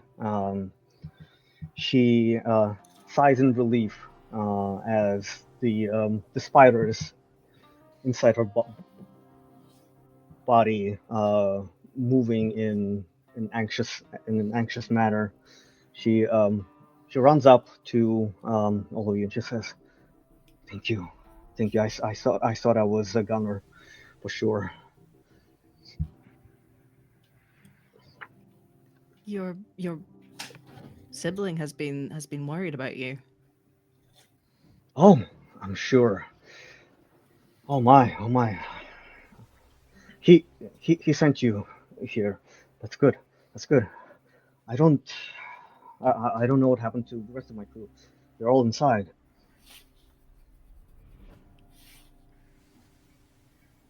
Did they have any special equipment with them to help with the delve, or do you think that they're vulnerable? I don't know. It depends on what's inside. When we all entered the manor, I heard noise, and these creatures were just attacking from everywhere, and I just ran back and hid. I don't know what happened after that. All right, we'll do our best to help if we can. What the hell happened up here?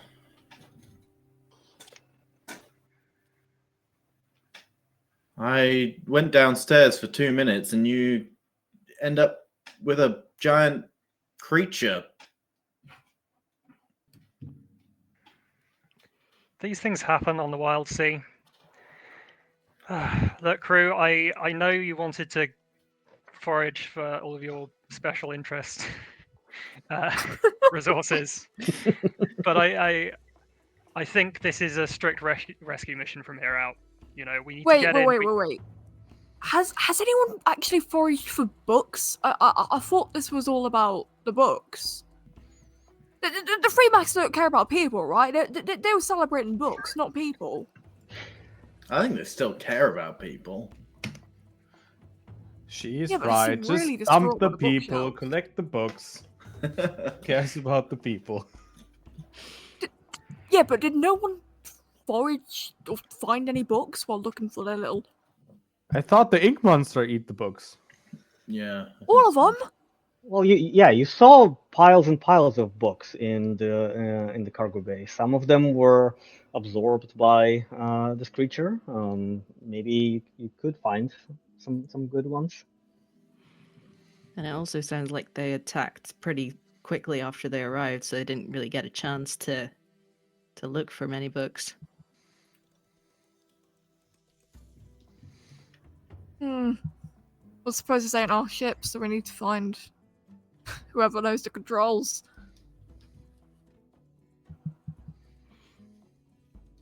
So it's a rescue mission. Are we going into the house? Yeah, I think that's a good plan. And by me. I have a whisper that might be helpful, called the Comforting Dark. And I wonder if it could be used as a kind of stealth cloaking spell. That sounds cool. Yeah, no, never mind. Wait, can you, like... Yeah, you can use, like, a help with people, can't you? You can, yeah, I Because believe I so. have aspect that would tie into that pretty well. Sure. Maybe I Yeah. could do the aspect, and then the whisper Mhm. could happen to like, make the impact of that even bigger. Okay. My Good, status scale trait, Okay. which is create a cloud of fine dust that reflects light and distorts perception, with your own senses unaffected. I Right. could give you the whisper to enhance your natural ability.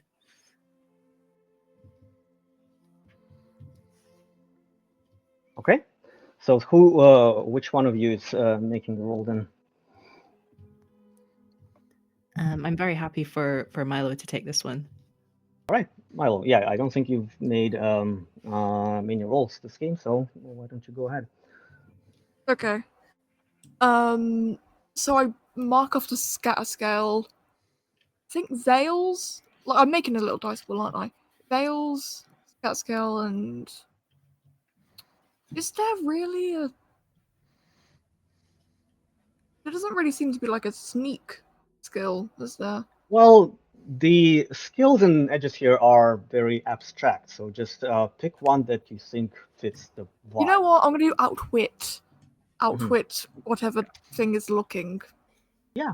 At us, or could be. Yeah, that outwit does incorporate sneaking, so that works. You have How many 4. dice is an aspect? Is it 2? Unless it says otherwise, it is 1. So you have +1 for your aspect, +1 for the whisper, and 2 for edge and skill. Okay, that's 4. Mhm. 2. That's 2 6s and 2 2s. Wow. Okay. Nice.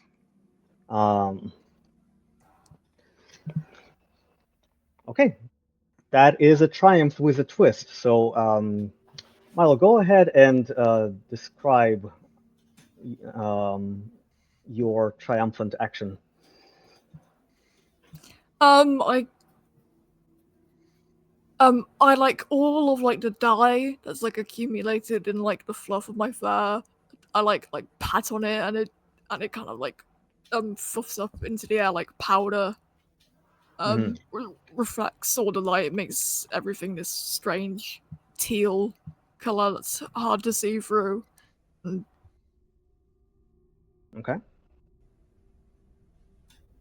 And the rest of the crew, what twist happens here, do you think? I was thinking maybe to the outside observer, we look like one of these creatures. And we can sort of stalk along as a group, looking like one of the creatures to other creatures, if there are any others. Okay. All right, that's I like that.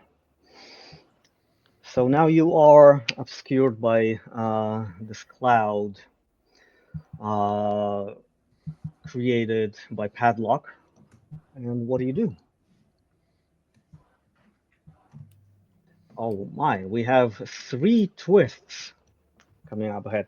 We had no shortage of natural twists coming from our rolls, but now we have 3 extra ones. Twist it up, baby. All right. So, what is your next step? We have just about half an hour to finish the story. Route 1 then, heading through the front door. Yep. Yeah. Yep. Okay. Sorry, go ahead. Techevez shows you how to use the crane to go up to the building itself, and you enter the manor.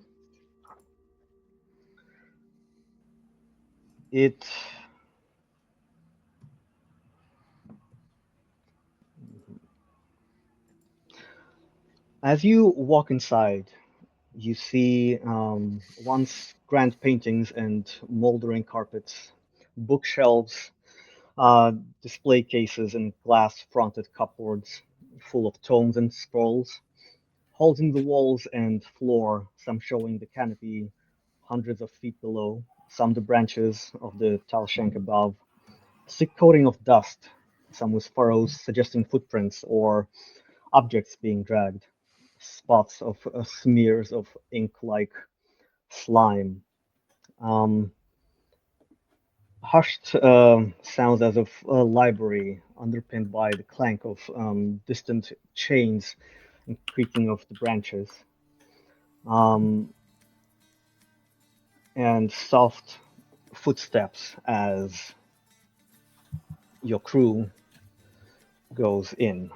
It smells of old paper, both musty and comforting, dust and mold, and lingering scent of leaves and citrus in the wind coming from the open door.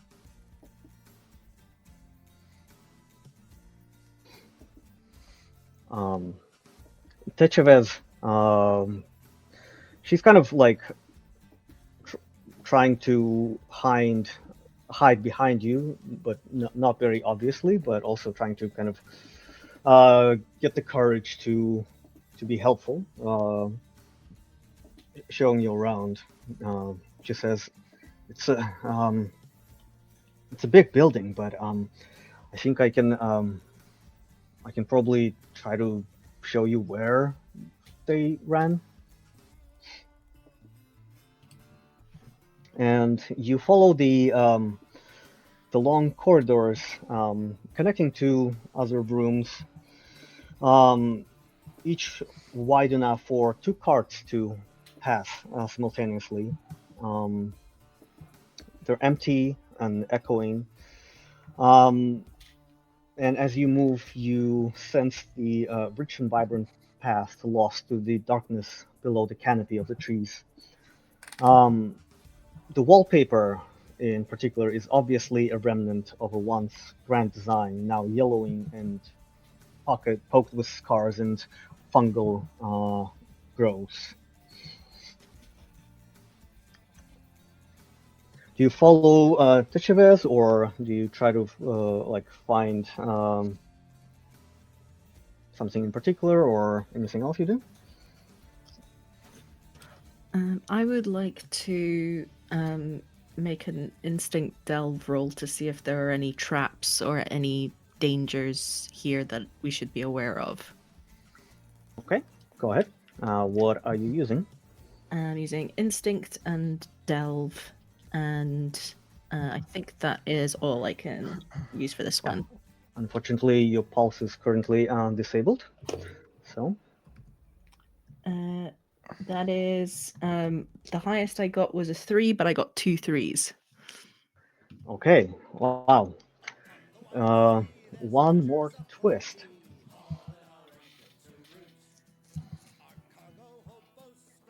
So, what happens is as you enter, the cloud created by Padlock is helping to obscure you, but it also results in you not really seeing what's in front of you. And you kind of bump into a crate left there, making a loud noise.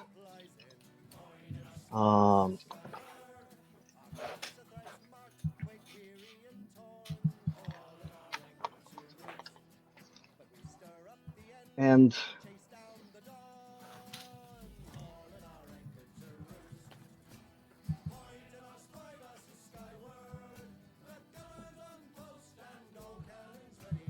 one moment.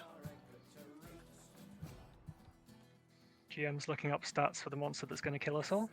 Good, good. That's exactly what I am doing. Good. It's fine, guys. We're not books. Speak for yourself. I could be. I'm made Okay. of cactus. So what you see is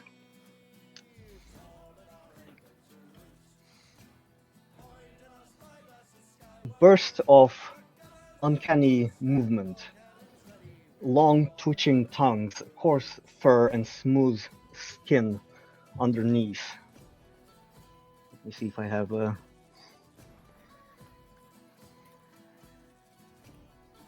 As you see a pack of these creatures running out of the darkness in front of you. They make howling and shivering noises. And you hear sharp impacts of their pin-like limbs hissing as they ready themselves to attack, scraping and skittering as they approach you. You sense musky mixture of sweat and blood. All right. No thanks, not today. We turn around. Okay, here goes the track. You see three of these creatures. Techevez screams out, "The Penwolves! Watch out!" As they jump towards you. And what happens is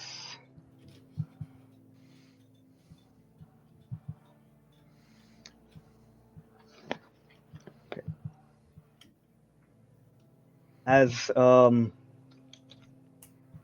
they run, one of them jumps on Oolong.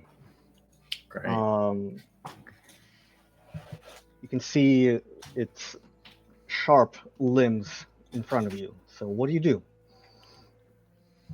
I'm not much of a fighter. I probably am holding something like maybe one of some of this rusting cookware, trying to work out what it's doing, what it does. So I might just swing some of the cookware at it as it's desperately trying to sort of get it off me, like because I don't know how to fight really.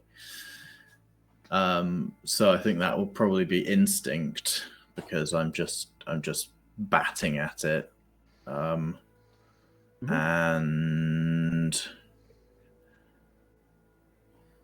can I use cook? Because I'm using cookware. Give me some more. Like, how does cook come in here? So maybe there's like a particular type of serrated knife that I found, and I know what angle I need to apply that at to properly get it to like make a good cut. You gotta really fillet. Yeah, exactly. Okay. Is that good enough? I've only got one in cook, so it's sure. not even one. So mind you that you do have a change of impact. Yeah. Okay. You can utilize. Sure, we'll do that. Okay. But yeah, go ahead. So does that use the rusting cookware as a resource? That does use it. Yes, so 3 dice. 3, 4, 5, and I think I still have a twist remaining that I didn't end up using. Yeah, we actually have a lot of twists. A lot of twists, yeah. Okay, so 3, 4, 5. That is a conflict. So you succeed, but with some drawbacks. So describe me what happens. How big are these like limbs that they're attacking me with? Are they something that I could cleave through, or are they like thick and meaty? No, they're not. They're not thick. They're kind of sharp to to impale and cut, and probably how they use them to kind of move around the trees. Yeah. Okay. So I think when this one like sticks one of its sharp limbs into me, I just react by trying to chop it off, and it's sort of chops this the end of this limb off, but it stays stuck in my shoulder or somewhere. And I lose the ability to like properly move my shoulder. Okay. Let's see what that can affect.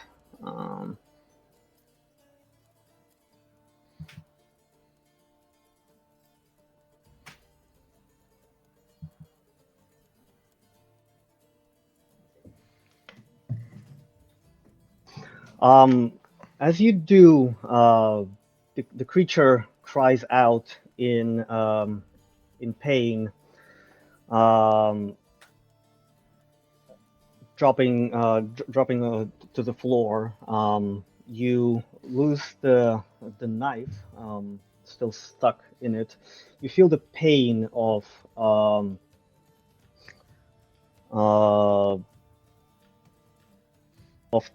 its limb stuck in your shoulder. I will give you a temporary track of injury track of 4 that will result in cuts in all of your rolls until you are able to heal it. Okay, that's pretty brutal. Yeah. But you did get a twist. Yeah, one of the wolves is incapacitated, just rolling on the floor, howling in pain. Behind it, 2 more. Yeah, go ahead. Sorry, no, you were still speaking. I didn't realize. No, that I'm done. Okay. I was just gonna ask, like, environmentally, like, I don't really have many weapons. What is around here for me to like grab as like an improvised thing? Well, is there anything on the walls? Well, let's see.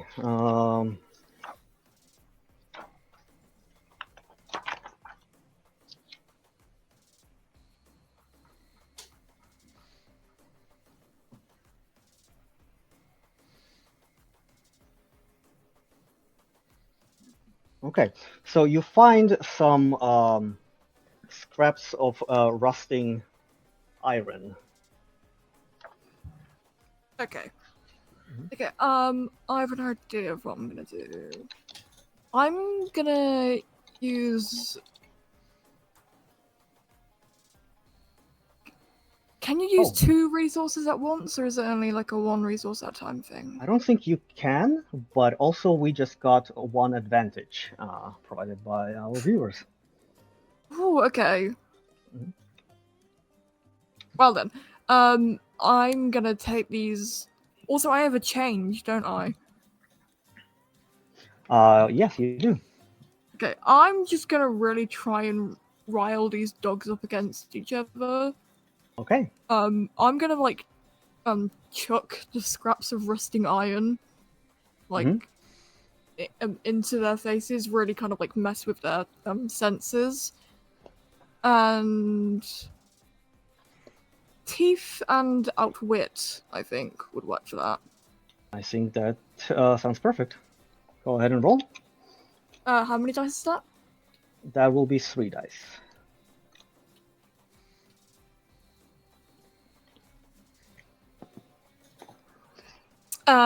That's a 4. That's my highest. Okay. A 4 is a conflict, so you succeed with the drawback. Okay, so describe what happens. I see Oolong have his little scrap up whatever with these dogs. I grab up these scraps of rusting iron, and I aim right for the eyes. It's like if you ever seen that thing, it's like Santac. I just right in the eyes. Okay. So your aim is to kind of try to have them attack each other. Is that what I'm hearing?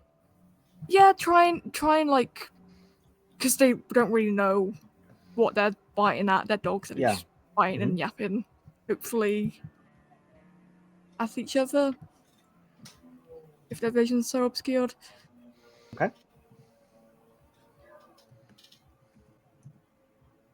Okay. So what happens is you do that, and they get confused, jumping on each other and rolling in this hallway, tearing each other apart. And Padlock,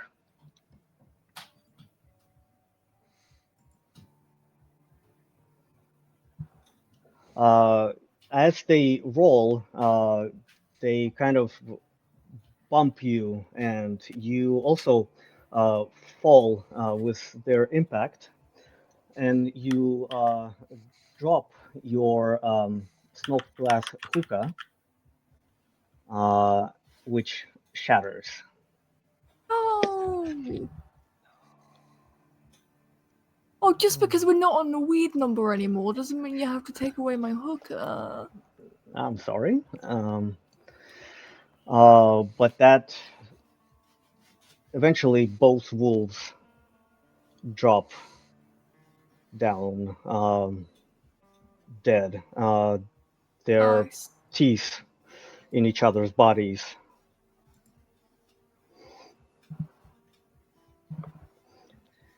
Smart thinking, Padlock. Can't smoke anymore though. That is unfortunate. Probably But I good lost for your my lungs. leaf. I lost my hooker. What am I going to do now? Breathe fresh air with all these trees around? There will be other hookers. I promise And you. other leaves. Mhm. Many of them. I'll keep my eye out for a really nice leaf for you. Me too. Thanks. Actually, I have got some leaves. Quite a lot of them. Oh If you yeah. want one. Oh yeah, because tea, innit? Yeah.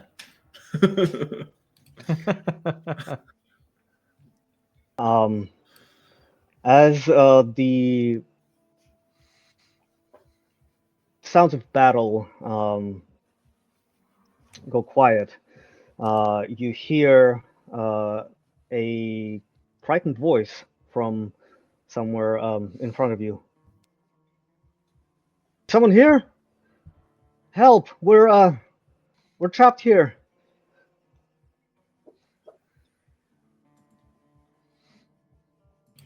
Tetzel will rush forward to try and find where these people are. Okay. Maybe we should Um, drop the illusion first. There's this If- massive beast just Yeah. Yeah. If it's still up, that is. And the game ends with two crews killing each other. You drop the smoke screen, and Petrovez runs forward now, suddenly full with bravery, and she's like, "That's the captain! Hurry!" And you run with her, approaching one end of the manor, where you find a door barricaded by some debris that looks like fallen and blocking it. Someone's knocking from the other side. Hey, Tetrovas, is that you? Help! We're stuck here.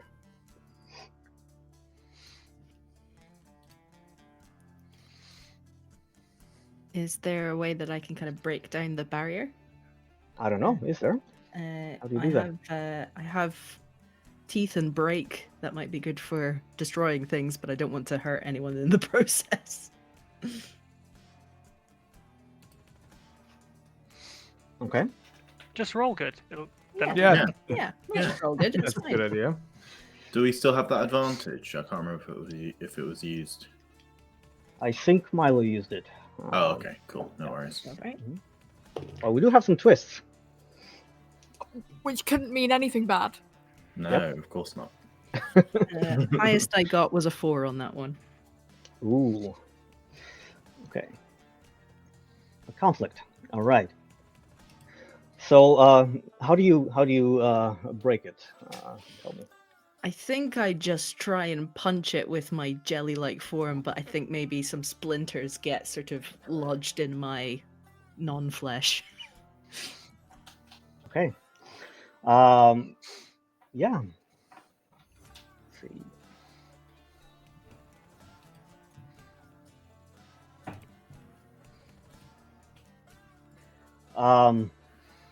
Yeah. This splinter goes into your neck area, making you temporarily mute. So I'm gonna fill your Thunder's tone track. But the debris is scattered. The door cracks open. You see a crew of the one-armed Scissor, composed of Telecray and Ironbounds and a few Ardents who run out of the room crying in joy. But as soon as they do, you hear a loud creak and the whole manor trembles. You realize that with that blow, you destabilized the whole thing and it's just going to crash very soon. Think it's I probably a am piece of gonna running. add a track for our last hurrah as two crews try to escape the manor alive. Let's we have 5 minutes to do that, so let's see what happens. So, can I pull something from my inventory of aspects right here? Because I think Okay. that might be mighty helpful. So, I have something in my aspects called a Spring Fox Companion. That is a nimble Wildsea Vulpine creature, and it allows me to once per journey to treat the outcome of a watch roll as peace, no matter what else would be the result. Would that Well, help us to get back home safer? that really applies to the watch roll, which this isn't. Okay.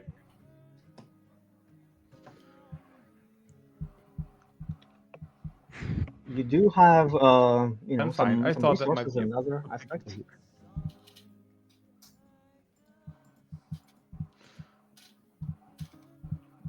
You want to use, do you want to use some other not aspect quite or a resource? sure. I've got an aspect that's good for covering our tracks if we run into anything again, so I'm kind of holding that in reserve. Okay. I can just make a roll to start running and chivvying people along, but I don't remember what other aspects people have, so I wanted to wait and see. But I can be the captain shouting at everyone to get moving if you want. Sure. Cool. Then sure. I'll just turn around and go, right, go time. Like I said, in and out rescue mission, we've just got to everyone shift. Just time for reunions later. And that doesn't really feel like grace. Let's call that iron. Okay. Yeah, that tracks. What have I got that fits this most? Probably sense to start people off going in the right direction. Okay. I just figured that out. And the rest of the crew can help with their aspects of resources here. I've had an idea, but I don't know how how effective it would be. I have a whisper called "A Desert Lost to Time." I was wondering if maybe I could shout it, and a massive wave of sand starts carrying us towards the exit. All right. Okay. If that sounds feasible. That sounds good to me. Okay. Michael, that why going to don't add to you this? add +1 and go ahead and roll. Okay. Rolling. I got a bit worried when I saw the first 2 ones. Yeah, me too. But you have a triumph with a twist. So yeah, describe what happens. Yeah, basically just like I said, just like immediately yelling, trying to notice anyone who's injured and make sure they've got a buddy to help them out, anyone who is dawdling or distracted, and just get them moving and just like taking charge of the situation. And then I look round and I see Oolong doing.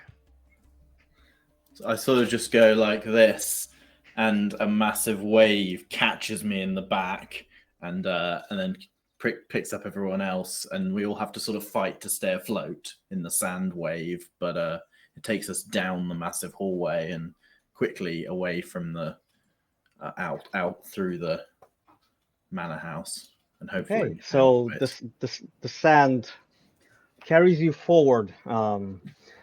You feel it going everywhere in your mouth, ears, nose, inside your clothes, but it carries you out through the corridor and towards the entrance. Let's make one last roll to see how you manage to get back on the ship.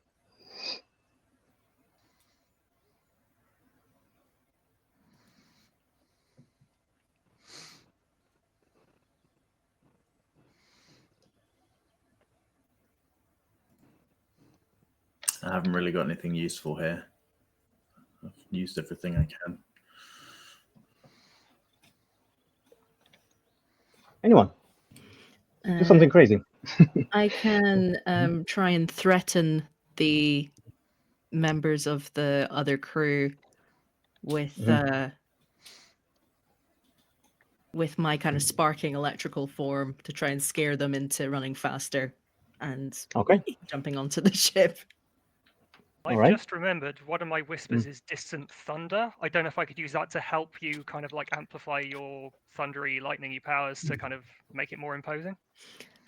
Yeah, that sounds good. I can't speak at the moment, but I'm just going to spark sort of viciously to try. There you go, then. I'll provide the thunder this time around. Great. Okay. All right. So I've got 1 iron, 2 sway, and the whisper. Yep.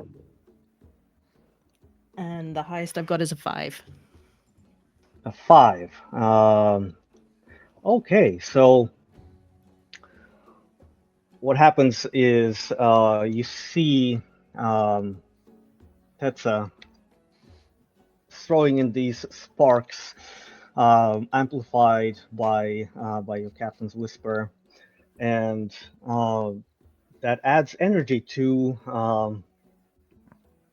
your movements and the crew of the one-armed Scissor as they just leap from the entrance down to the ship.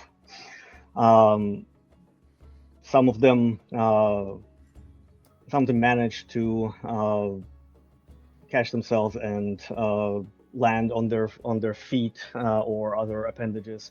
Some just rolling, scattering books everywhere, and you follow them.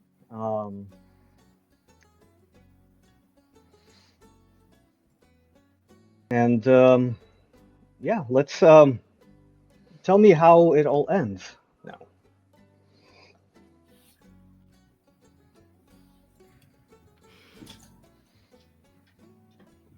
Okay, I'll do it. As you all land, you hear a thunderous, deafening crack as the chains break, and the entire manor just starts sinking into the branches. The branches shatter, and the whole building just drops down into the abyss that is under the branches. your ships are rocketed out from where they were anchored. Anchors just breaking, the chains breaking, and both ships eventually stop, kind of creaking in on the still rustling branches, and you see the sea where the manor stood starts slowly reknitting itself, and branches and leaves just covering the entire area as if nothing was there. And you're left with two ships, a tired and exhausted and bruised crew, and a lot of scattered books around you. And as the crew just kind of catching their breath and looking around and realizing that they're all alive and made it, they start cheering. And on that note, we finish our game. Both crews make it back to the Three Masks, and there is an unscheduled festival held where all these books are read and celebrated, and a tree shanty is composed about the skeleton crew saving the crew of the one-armed Scissor, but destroying the hanging manor as a result. It is an exciting song that wild sailors will sing for years and years to come. So, Woo! thank you so much for playing with me and sailing the verdant waves of the wild sea. And this is our last games. I think we still had a few twists that we didn't have time to utilize, so apologies. But I think we raised some money, so that's good. Yeah, we just hit 500. Woo! All right. Amazing. Well, that's super. That's super great. Thank you so much, everyone. That's Thank you. amazing. Thank You're you. all amazing. And thank you for DMing, Yeldar. Yeah, Yes, thank you so much. absolutely. Yeah, Fuming, thank you. fireflying. That whatever was you a lot want. of fun, and I think this ends our game marathon. And I wish you all good night or a good day, depending on where you are. Bye. Bye. Thank you, everybody. Protect.